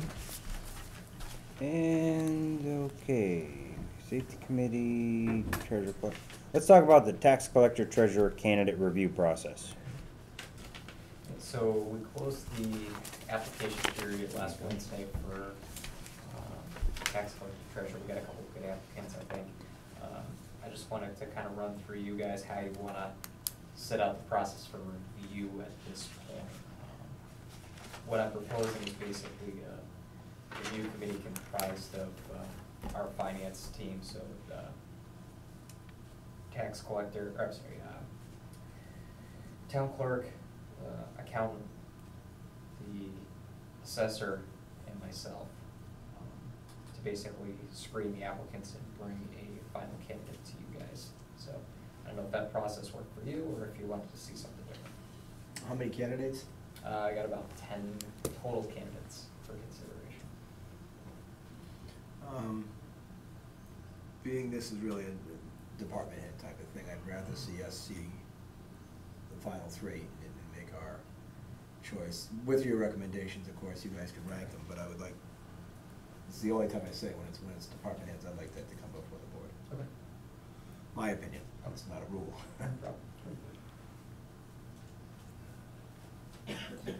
Generally am in agreement with Greg there. I do like you guys going through, Question. but then bringing it down. Steve has a question. Go ahead, Steve. I was wondering, did they ever get the cameras in the police department, so when you walk in, you can get a hold of somebody?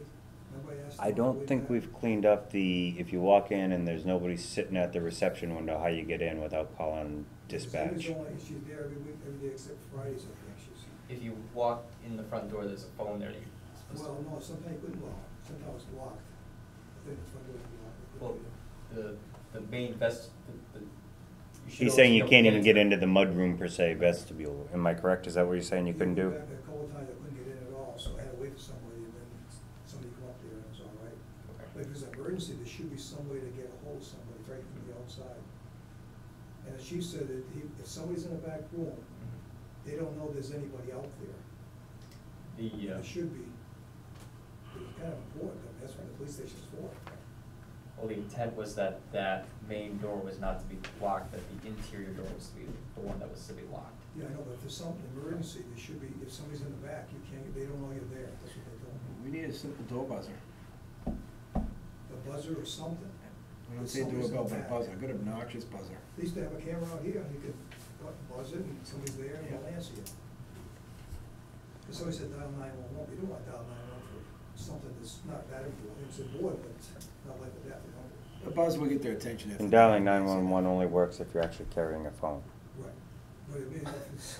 I mean, if you're at the door and you actually need help, you have no phone, that's But if somebody's worst shaking, case if something's scenario. happening, you know, if something important, something happened in the house or something, you know, it's like bothering the police for nothing, it's just, if you have to talk to somebody, it'd be nice to have somebody that, if they're in the back, they wanna know you're there.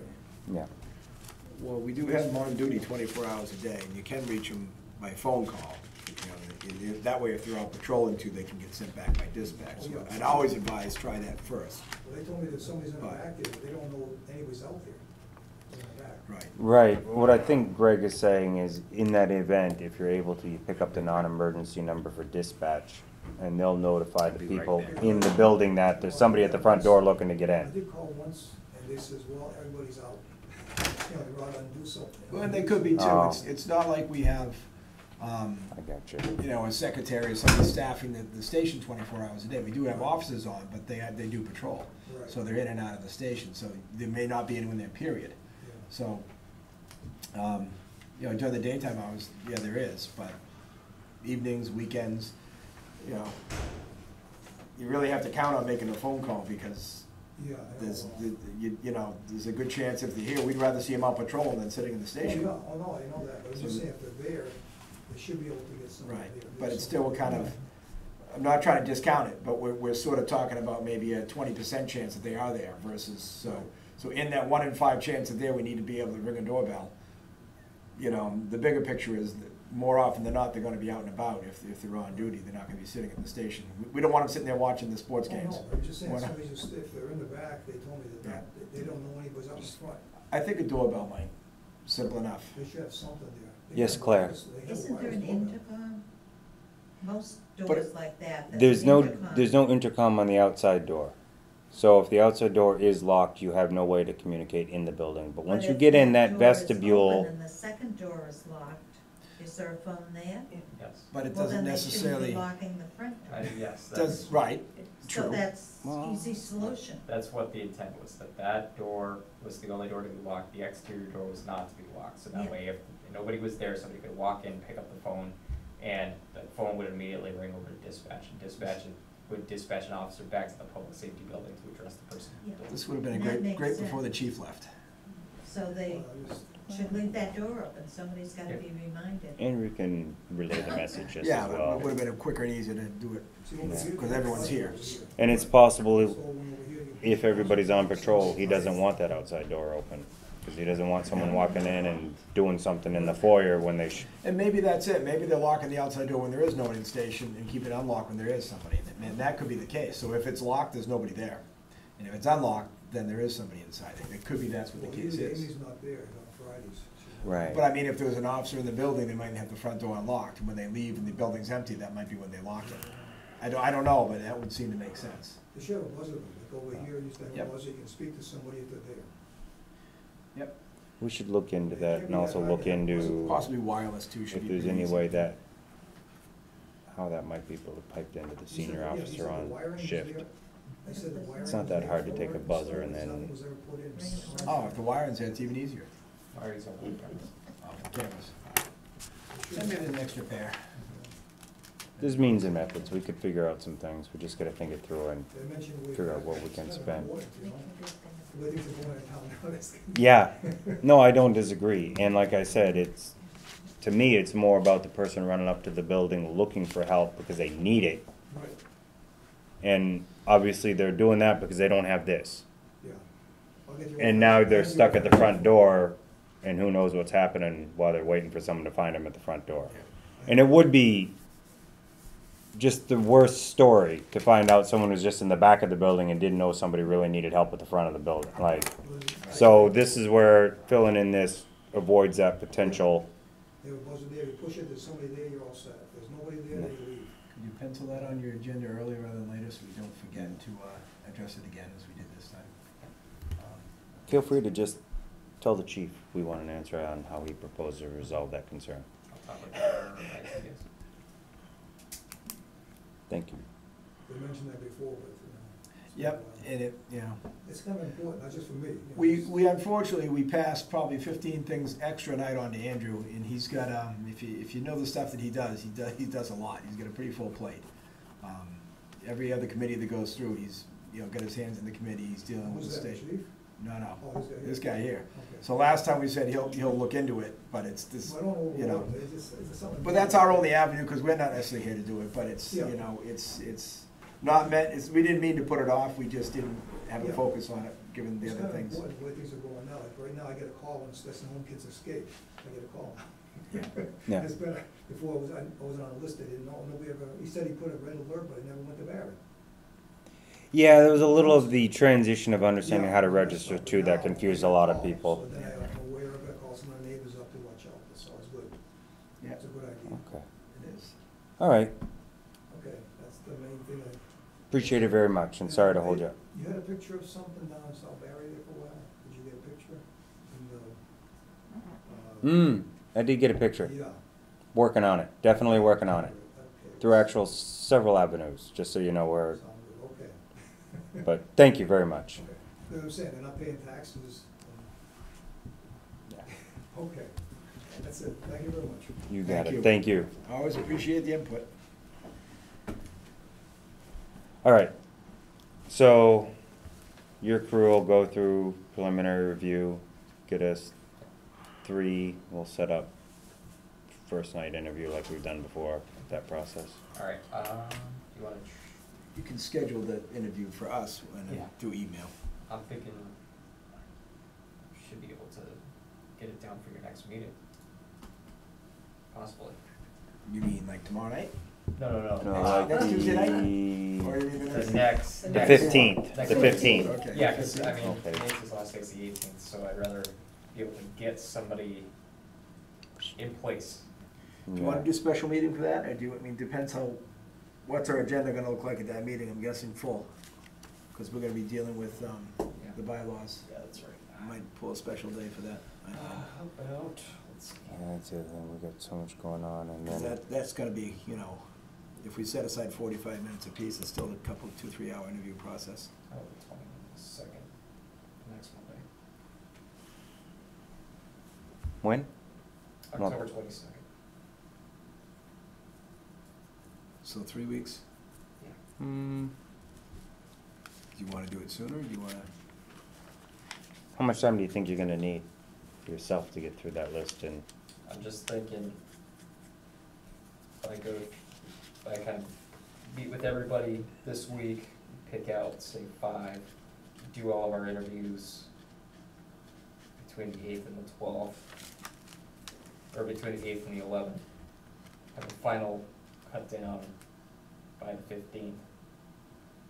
Doesn't need to be Monday, my opinion. I don't know what you guys. No, it doesn't, but I'm trying to remember what else we have going on that week. And not necessarily just as a board, but I know like QEMP had some dates going. The 18th actually was a date that the schools, Right. this is something we gotta add to the list. I'm sorry, we got 18th. correspondence, but we'll work on that. 18th and was it the 4th? I mean, they had. Yeah, the 18th and the 4th of the first, I right. put them in my phone. And then the finance committee was the 18th too. Right. Nice finance committee meeting. I mean, Wednesday night would be a off night for us right now, right? Wednesday nights? Yeah, because it's usually the finance committee. I avoid Wednesdays because that's when they would normally be meeting, Right, so. if they're gonna be on a Monday, Sunday?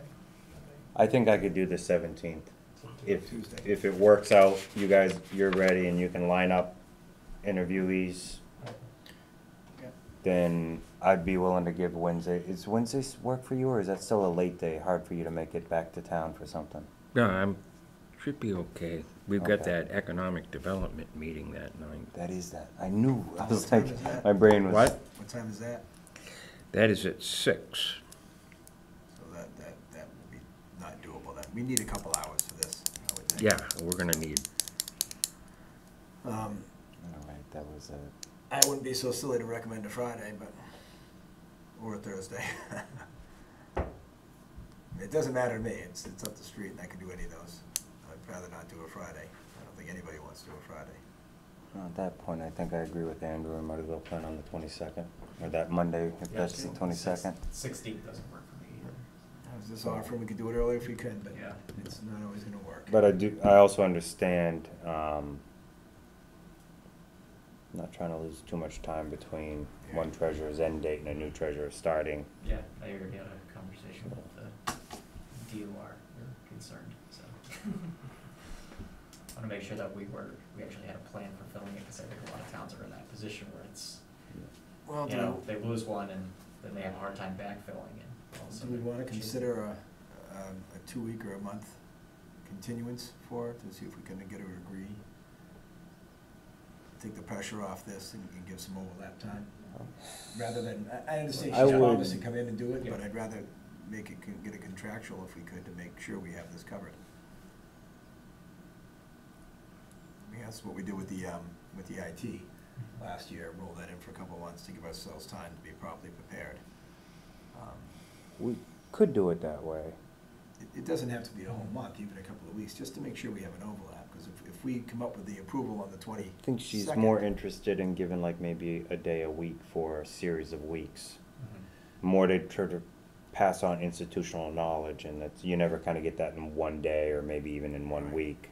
If you take 5 days over 5 weeks, everybody has time to gather and then go, Process. hey, I got more questions. But if you do 5 days in a row, it's like boom, bang, gone, and then it's like, oh, I got a whole bunch of questions. Where'd she go? Well, all the more reason, if it's gonna drag out over, coming in a day over multiple weeks, some sort of consideration or compensation to have Yeah. her come in extra for those days. Yeah. That's all, no one should do something for nothing, we're not looking for that. This would be an opportune thing, Andrew, if you don't mind working with the finance committee to see if they put it on their agenda for use of the reserve fund to help assist paying for some of her extra days, if they're interested in listening to that.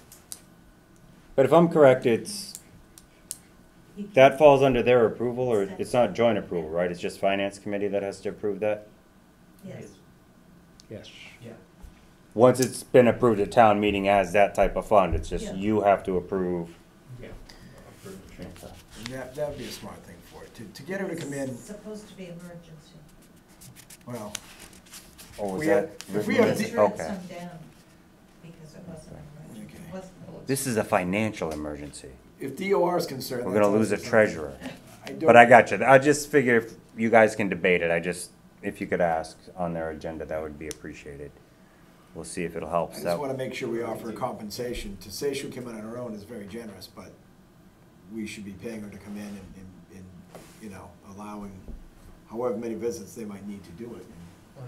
Let me talk about the timeline with her, see if she's, Okay. open to a transitional agreement. And, we'll see how the negotiations with the finalists go. Maybe the salary comes under what our current Yeah. pay is. I got you. That's what I was Might- thinking, maybe some of her If we salary, get, yeah. because you don't wanna start a new treasurer at the same salary she's been making. So we'll see what Okay. happens with it. All right. Well, thank you very much. Then we'll hope to October 22nd. Do we have minutes to approve? I haven't had a chance to review the minutes from the previous meeting, so Okay. I just want to make sure. Excellent. It looks like we did everything but safety committee. And yeah, I just had a note in my report on that, yeah. Yes, correspondence. And the election warrant for the state and federal positions and all that stuff. That Minor detail. it's more just say, yeah, it's there. Do we agree, vote, sign, etc. So safety committee. Now my first thoughts on it was I generally like how you wrote up it as a charge, but I think it should just be changed from a charge to a policy. Being employees of the town, I don't think they need to be kind of, the charge almost seems like it's a volunteer to be on it. And we're really identifying certain department heads that should be part of it, and they should have a role in developing the safety plan. So there's a little bit more of it should just be part of the policy, I think. Yeah, and I was trying to, one thing that was kind of brought to my attention now, kind of working through it, is the fact that the DPW actually has a provision in their union contract that there shall be a safety committee between the DPW and the town. And right now, that's absent. And it being a contractual obligation, I think it's something that we really need to look at as far as meeting that. And then how, whether or not this is safety committee, if that's separate or if that's integrated, so. It's just something I'm working through right now. I gotta meet this week, with a representative of the union to discuss kind of how we can make that happen. And if we try to say it was our policy that these certain department heads be part of that committee, but that's, I'd rather talk to them and get them to Yeah, 'cause- volunteer to be part of the committee than try to set a policy. Yeah, I guess what I'm trying to suggest more is we should work on turning that into a policy, but we do gotta get the right buy-in from the people that we're looking to have Right, participate. but if the so. language is there in the union contract, now we're Yeah, kind of obligated, Agreed. It might At least- result in some. for now. Yeah. Yeah, there's just a little bit of discussion I wanna have with it, with them, just because, it doesn't, let's see, the way it's worded in the current contract, there might need to be some revisions, just because it doesn't flow correctly if you really think through the process. So that's why I would really wanna talk to the union rep, see if there's something we can work out before we really go full steam ahead on it. You've talked to department heads about this, I assume? I've sent it. What's you want involved, anyways? I've sent it primarily to the union just to get their information back on it. I haven't had a chance to discuss it directly with the department yet. Give them a little heads up. Yep. That's all. Yep. No one likes to be blindsided. Yep. I learned that a few months ago with a transfer station issue, so we'll try to give heads up wherever we can. It's never my intention to blindside anybody, so. Okay. So yeah, I guess you can get some more steps to that level. But we agree we need to do it Right. in full, a contractual obligation, we have to move forward with it. So. And it's in the best interest of the town. As time moves forward, these things can end up becoming unsuspected major liabilities we have to deal with because we didn't have a plan in place.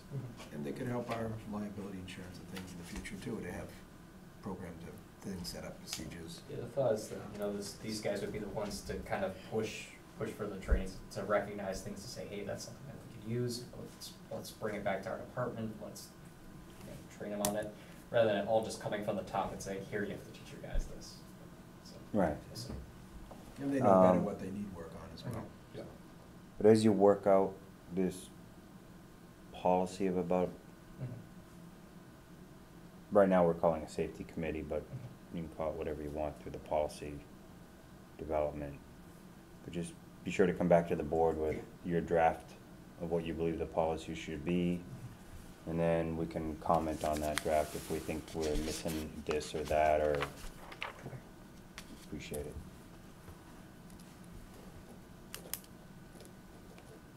I guess our closest deadline for that is it February 2019 that it actually goes in, or is it just the beginning of calendar year 2019? Oh, the OSHA regulations? Yeah, when the February. state Yeah. said, okay, we are now under Yeah. those rules, but run by the state. Yeah. pretty Okay. much. Yeah, it's February, I even think it was February 9th, 2019. Alright, so we should probably sometime in January at least have a draft ready so we can kinda Yeah. have a Well, little we'll back have and that forth on. The if we rest of think the there's business world anything. has been under these regulations for years and years and years, so it's not. Oh, yeah, it's just because we're writing a policy, we just Yeah. wanna make sure we don't overkill or completely miss certain things that maybe we think should be involved. Yeah, they wanna see like plans in place, addressing certain policy, like other policies, before that deadline, so hoping to get this kind of established and, moving forward before the OSHA regulations kick in. Gotcha. That would be wise.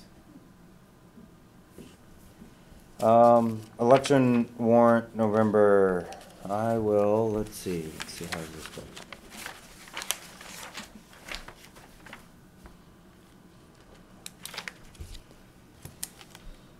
All right.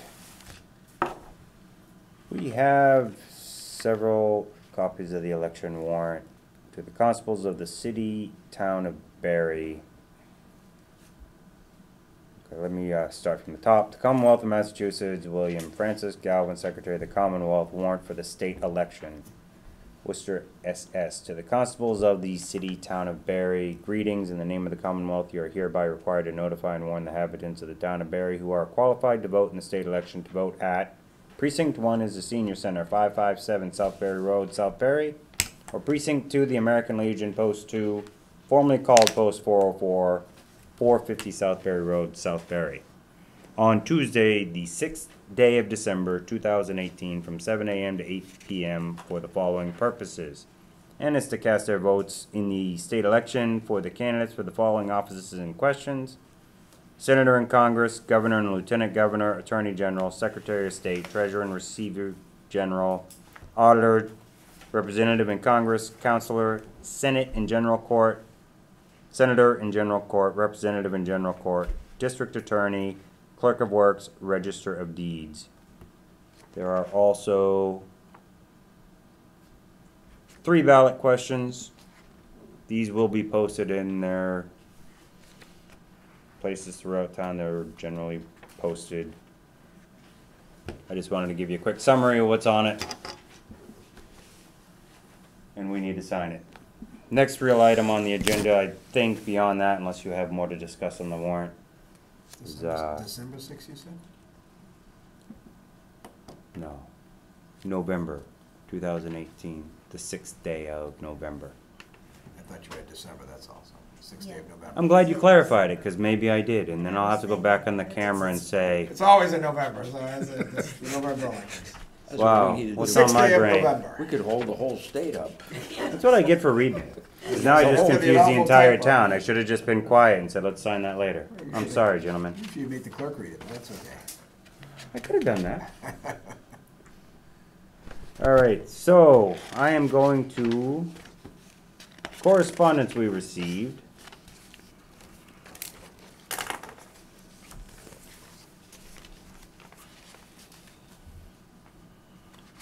All right, the Quabbin Regional School District School Committee sent a letter out to the various boards of selectmen regarding their recent vote by the school committee to agree to start the process of closing the new Braintree Elementary School.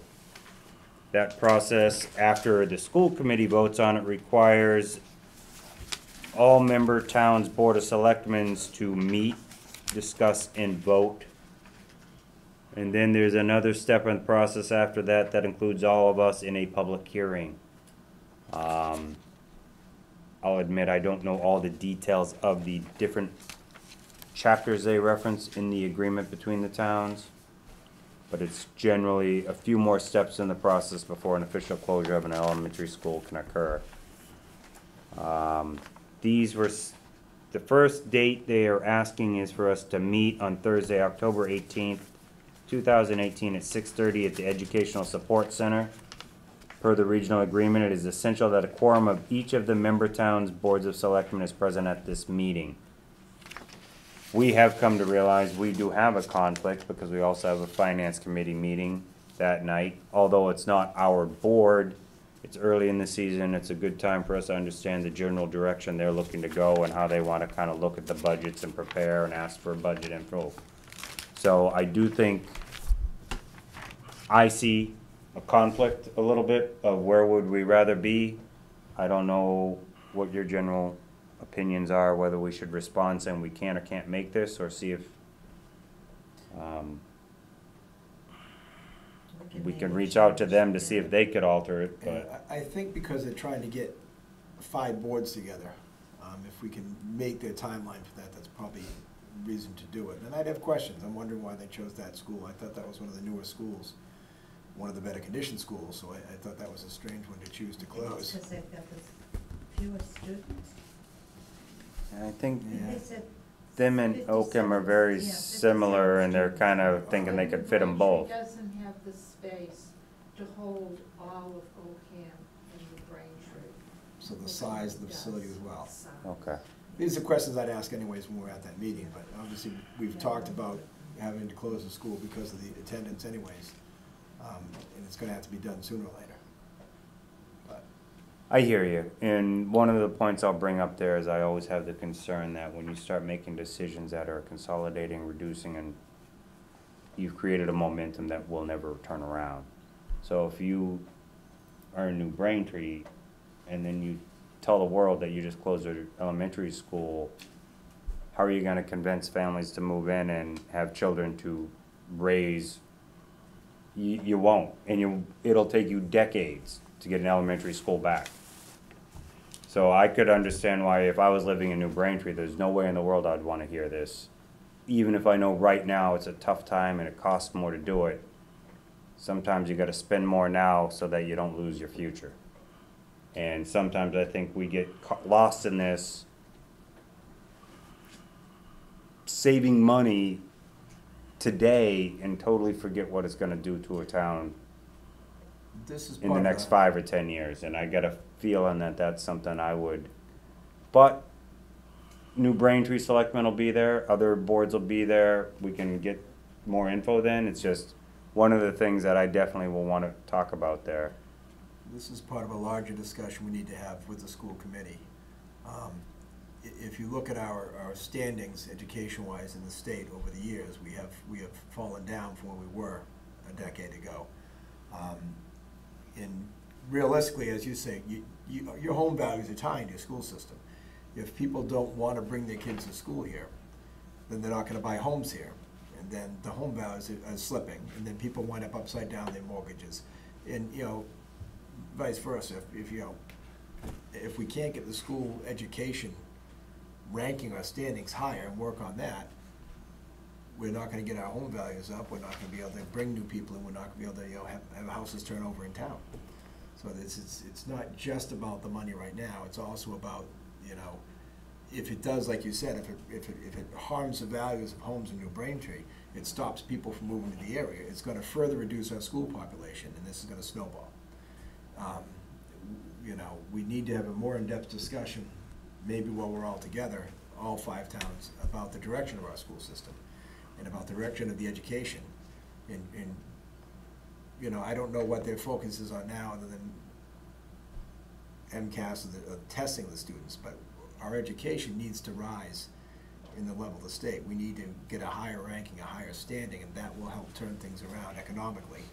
As far as home turnovers, and if your home values drop because people aren't attending school and people don't want to move here, so you can't sell your house, and your value comes down. If you bought it at $300 and you can sell it for $280, no one has $20,000 to throw at to get rid of their house. No. And that's going to get worse and worse. We need to open a discussion with them, and hopefully the other towns that think about it too, I think we need to talk about the direction of the school and the education itself, because I think we need some sort of overhaul to drastically change where the school's headed. Because it has not been headed in the right direction for years, unfortunately. Gotcha. But it all ties together. It's like you said, it's not as and simple it's- as closing the school. Budgetary wise, it does make sense, but I think you're right. You're onto something with the values and. And it's not an easy decision for anybody, but I think it's a lot harder to put a dollar value on what you're gonna lose. It's harder to actually prove that financial loss in the years to come. But in 10 years, you'll look back and you'll be able to easily account for it. And, you know, let's put it this way. Nobody's talking about overcrowding in New Braintree. But it's a common issue across everywhere else, and the more you keep pushing everybody into one building, you're gonna come right back to overcrowding. So that's another part. I'm just saying, it starts to add up. I would love to have an overcrowding issue all over everywhere, but it's not necessarily the thing. And I don't know enough about how they do the transportation in New Braintree for the elementary school. But I'm sure you're now adding an additional transportation to get them to Ocam that you may not have needed before, that now the regional school Yeah, the system is bus paying for. goes, the bus, the Ocam children, all grades, K through 6, are brought to the Ocam Center School. The New Braintree bus, they go to Ocam, the bus makes a trip, and then the new kids from Ocam that go to New Braintree hop on that bus, the kindergartners first, and they're brought back to New Braintree, so it's. Okay. So right now they're generally using like one bus to do whatever they do anyway, back and Or a forth, couple. I think kinda. there's one bus that shuttles. Okay. So it may or may not make a difference on the transport if they just kept everybody at one place versus back and forth, but it sounds like either way they're in both towns. Well, and the other issue is if this school is closed and not leased by the school anymore, that means New Braintree now has their building back on their lap, and it's gonna increase their expenses, specifically to their town, for the overhead of that They've school. got somebody coming in, they're talking, what's that? Well, and that was my point. They're gonna have to Center lease, of Hope. they'd have to lease or Is sell that the what it school, is? and then if we need the space later, it's gone. They're And gonna. Well, the it's- cost to build a new school would be. It's a fine line, and I don't know enough about the regional school agreement, but once you take the elementary school out of New Braintree, if I'm correct, New Braintree owns the building already. That's why they're responsible for all the maintenance and capital upgrades, just like we are for Ruggles. So once they take out the activities, what does the school have to say about anybody like Hope going in there? Unless the Board of Selectmen say, let's bring Hope in, because it's no longer a school thing. But all the discussions have been from the school board, not the Braintree Selectmen. So what I'm trying to say is, however far they've gotten, it's not been because of the New Braintree Board of Selectmen, it's because the schools have gotten to a certain point, as if it's going to be their property when they pull their elementary school out of there. And that's a nice idea, but The town's gonna bring in the hope, not the school. No, the town No, owns no. the building. that's my point. But nobody from the town is talking to them, just the school committee. That's what I mean. And the school committee will have no say the day it happens, right? There was one meeting where school officials went to the New Braintree Selectmen and told them a potential tenant for the building in their Okay. adult education, 18 and up. And public education is through 22 for disabled, and these people are that.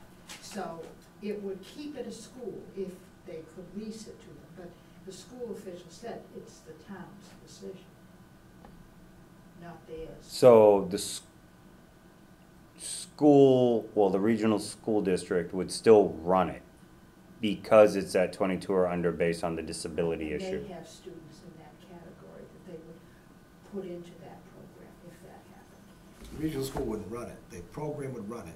But the Right. regional No, school what would I mean place is the students. regional It would place students. school district would manage the tenant lease. Because they're No. still considering it a school. I don't think so. I don't think they I could. don't think so. See, well, that's where I'm kinda, that's a lot of the questions that aren't there, that by saying this, you're not telling me the whole story, so I need to go to the meeting. My guess is they're. And I guess what facilitator. we need to do is find out if finance committee can reschedule. But they asked for, Follow up. when was the response they wanted, so that they at least could adjust if necessary? I'll see October what, 5th, I think. what finance committee members. Thank you, yeah. Come at what date, maybe I'll ask them what date is convenient. My guess is the schools acted as a facilitator, because A, it's in their Yeah. interest, and B, it's gonna sell it to the town in a way that's financially manageable, maybe profitable for the town. Yeah. So it may be that New Braintree will welcome this, and we won't know until we go to this meeting, but they may be welcoming this for a source of revenue for the town. We won't know until we get all the semantics worked out. but I've talked to at least one of their selectmen. I have a different impression, that's Well, okay. I'm saying maybe, I don't know. I don't. And I understand that, so I'm not trying to, and I won't speak for them either, I'm just saying that I wasn't getting a warm and fuzzy feeling about the school committee's decision Okay. and how they came to it. I know a lot of the Ocam parents are not happy with the way their kids are being, Bust. yeah. Well, it's what, kindergarten and first grade? Kindergarten and first grade, which is a total of 3 classes in the Braintree, all of about 50 or 60 kids. And then 2nd through 6th is in Ocam. Because they're picked up from their routes, and then they go to the school, and I guess there's a waiting time before the New Braintree bus comes to get them, to take them to New Braintree. So those kindergarten and first graders is on the bus, I think they said about an hour. And I could see where parents would get upset if your kindergarten and first grader is spending an hour on the bus in the morning. Well, and unfortunately, it sounds like this is something that the school committee can do by their own choice anyways. It's with the regional agreement, it's Yeah. out of our hands no matter what, unless we Yeah. change No. school committee members out. No, they need our vote from all No, I 5 mean- towns no, before they can do this. I mean, the busing they're doing now, the busing they're doing. Well, yeah, now they is- can manage themselves into the ground if that's what they choose, or move themselves up on top of the mountain. It all depends on what the choices they make. Well, see, it's cost. And I don't know them well enough, so I'm not trying to point to anybody as a I don't know. I'm just trying to throw it out. There's extremes. They could run something into the ground, or they can bring it back up. And the final decision to close the school is the townspeople in the Braintree. Can't be done without them saying yes. Yeah, we need a unanimous 5-town vote for that, don't we? Like a Just to budget get it vote. to that level. Majority, I think it's a majority, I don't think it's a Oh, right, it's a majority. That's why they need the quorums from each board to be there. And therefore, all of the boards have a quorum, and therefore the majority of that. And that then would lead to a November meeting. 1st public hearing that would also be presented by the school committee and all the Board of Selectmen members from the various towns, or a minimum quorum of each one. So the 18th and the 1st are the 2 dates we need to see if we can commit to, and they're asking by the end of the week, if we can't, to notify them so they can start to try to look at rescheduling. So, do we see any problem with I think it's important to go to. the 1st, Keep this, November 1st, also as a follow-up to this one? If this one works, then the 1st is the same argument you had for what day of the week is that, Thursday? Thursday. That shouldn't be a problem, Thursday. So, I punched them in my phone already, so I shouldn't be missing meetings. I'm trying to get my calendar, Oh, giving me audible reminders. I do understand that. So right now, I guess we'll try to move forward as if the 18th and the 1st are I'm sure dates will meet. come up with another And if date. we're lucky enough, they can reschedule. If not, Try to hopefully get we'll as just many catch up. people as we can. And you may want to sit on that school committee meeting too and listen to it. If you're gonna have to push it off for 3 weeks, it might not be in your best interest either, so I understand that. It's certainly gonna have finance implications and impacts. Yeah. What they do, so. So, Now, that must be a public meeting, anybody can go, right? yep. Mm-hmm. Both the 18th and the 1st. Anybody can go from. Supposed to be at the Oh, school resource center right over at their anybody. auxiliary building, Yeah, they're that meeting room.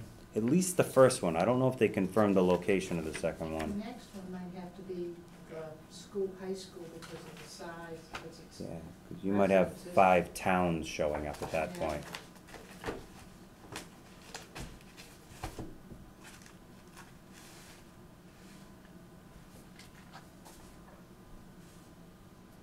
I do have a question about this for anybody that may, and I know you get some history with the school committee, Charlie.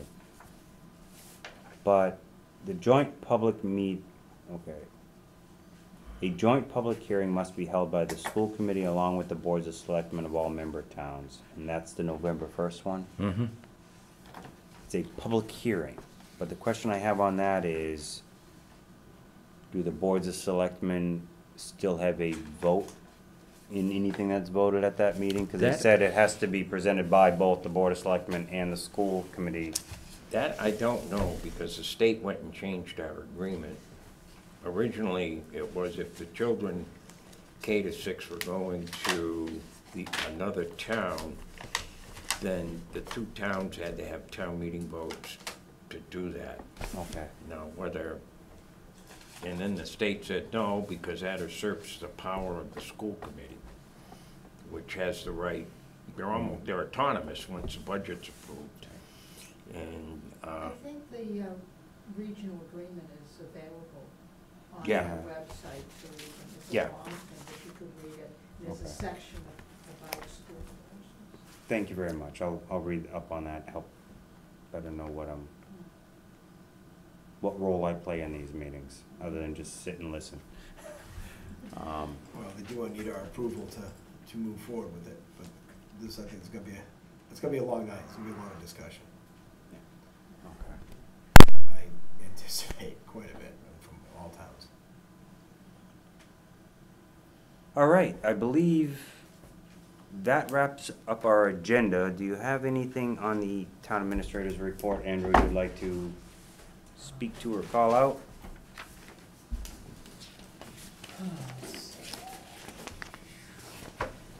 I know in our last meeting, we were talking about looking at our options as far as fiber in town. I did have a good conversation with the town administrator of Princeton about kind of how they had pursued it in their town, and they had established a municipal light plant. Tried to go from that approach, and I guess when they did that, they kind of went through this whole process, and then the town actually funded the replacement of all the poles in town to try to get the to make it, so that they could run the fiber.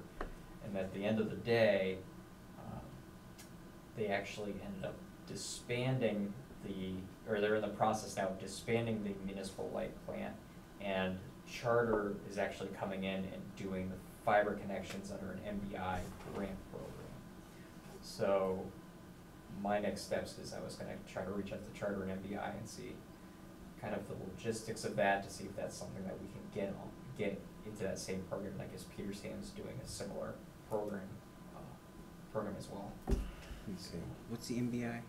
Mass Broadband Institute.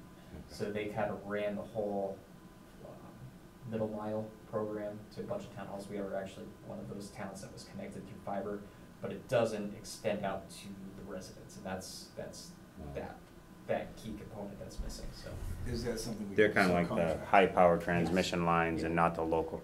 I got you. yeah, so that's, I guess that's That may be a what- cost-effective way to do it, and that may be something, as I said before, we could put on the town to subcontract the running of those Right. cables, then.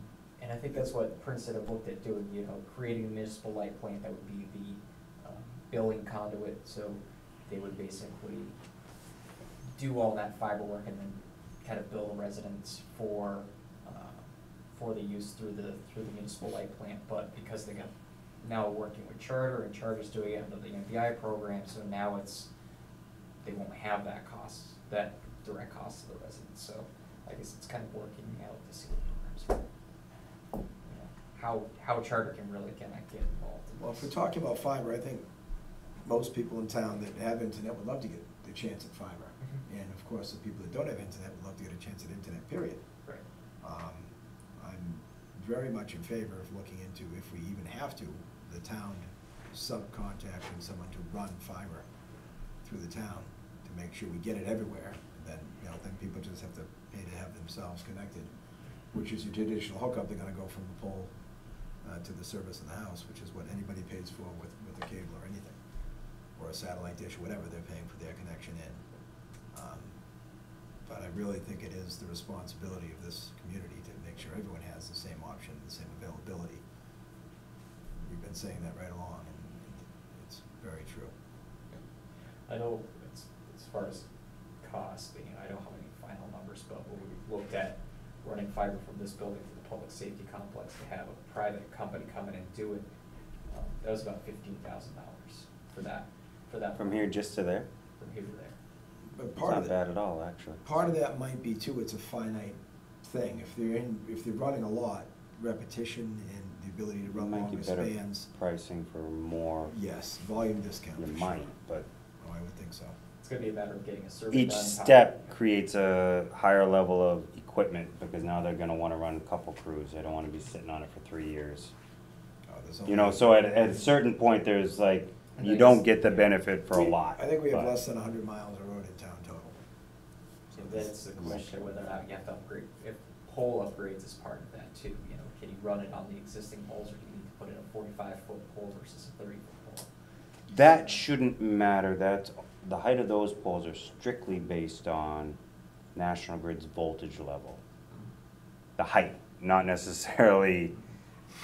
Charter, I think, is the second to bottom line. The bottom is Verizon, I Telephone, think. Verizon's Right. bottom, Charter's above it, and then you work up in voltage, so we'll But- go.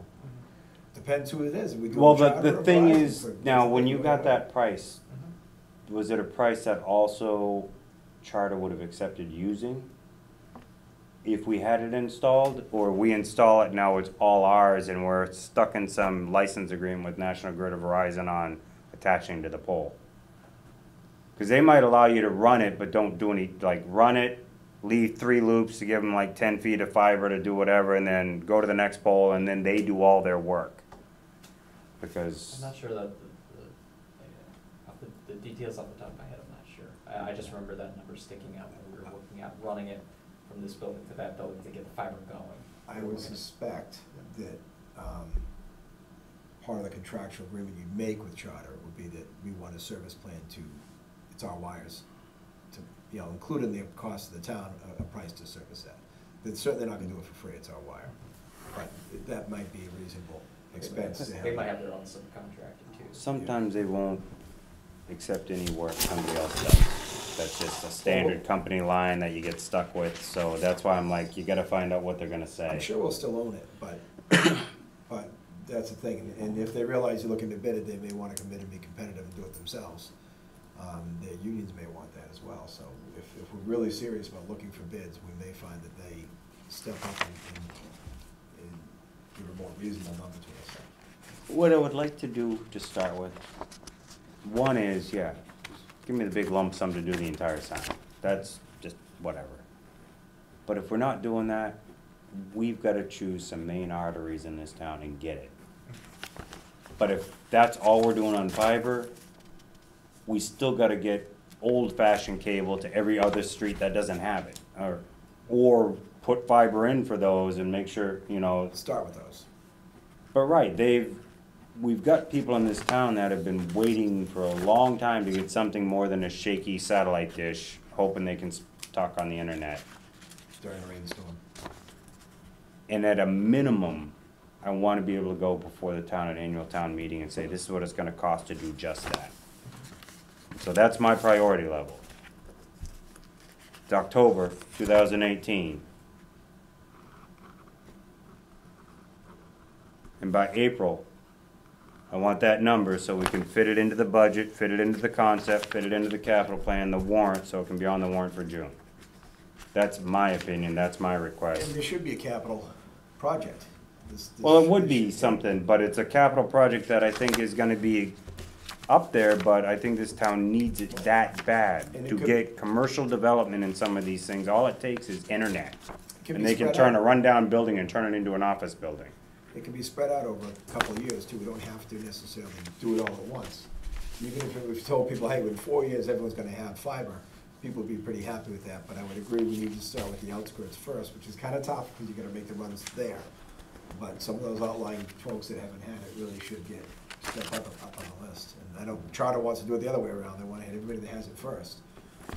You know, and maybe that's when we pick up the slack, maybe they come and bring to the main avenues and we pick up some of the avenues. It's also a possible MassWorks grant. Because it's an economic development and it'll help the schools with their internet, because we'll run right by the school.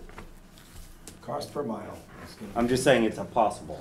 We got many MassWorks things we could dream of. Thank you. Yeah, it's exactly what, obviously economic housing development. So, yeah, I think that their priority on the Mass Works grants most recently has been public partnership ready to go based off of the direct investment dollars that they do when they issue the award. So like if, say, it had something to do with the Berry, somebody was looking to go to Berry Pool, but they needed, Thank you, Ellie. an infrastructure project to connect it. I think that's kind of the top tier MassWorks grants that they're giving out. But I think this would fit under site readiness, and that's kind of what they're more tailoring at a known missing infrastructure piece that could bring in future development. It would certainly affect the whole community. Yep. And our ability to progress. Okay, you need to sign this as well. I'm hoping to get them involved, I guess. Had some copies. I got everything here signed. Some other stuff recently. I appreciate it, but these are some of the core things I really think we need to do on our end, the planning, the prep, get the numbers so that when these economic development opportunities come, we're there, not like, oh, let me figure that out, and in 3 years, that opportunity left, and we're still trying to catch up on the outdated tech. And if it's gonna hit the town meeting floor for vote for funds, we gotta be, like I asked the chief for the dog stuff, we gotta be real specific and real precise. And there are a lot of houses that have difficulty then going from the pole to their house, because their house might be 800 feet off. That's on them. It's on them, but it's also something the town can consider based on how we wanna look at it, where we can do betterment taxes and help finance it, so they just add to their tax bill for 4 years and they pay it off. So it's not as a front hit, but they get it done. And if we can do that, say maybe there's 30, 40 people interested, now it actually rolls into something worth doing that you wouldn't just do for one person. But that's something that I think, Usually those long runs Reaching out. are multiple poles set up on their property. If they're underground, you would hope they have a low voltage conduit spare to run it through, so I don't think that should be a big issue. I know it's an issue on James Street. How does the power get in? I don't know how they get their power, but I know that the cable wants to charge them, I think it was almost like $1,000 or something to provide service, where if it was your house or my house, they give you service for free, because you're only 40 feet away from the pole. And it's already attached. I mean, that's what I'm saying is, cable is at the same pole as her power, it just doesn't make it to her house. Right, but the power gets here somehow.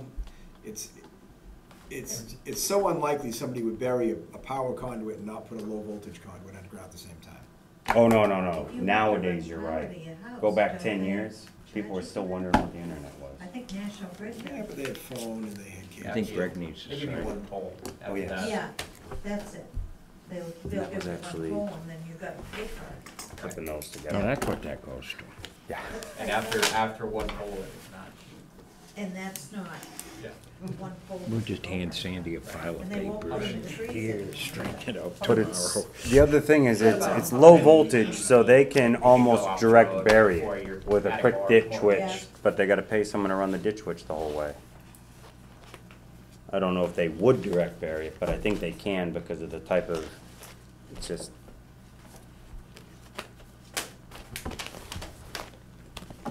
Imagine that fiber Anyway, I believe that covered everything. Did any selectmen have anything specific you'd like to report on before we close the meeting?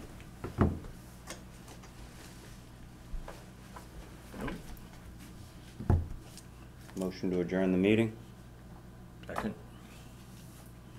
Thank you, ladies and gentlemen. Call for vote. Aye. Aye. Meeting is closed at 9:03 PM, October 1st, 2018.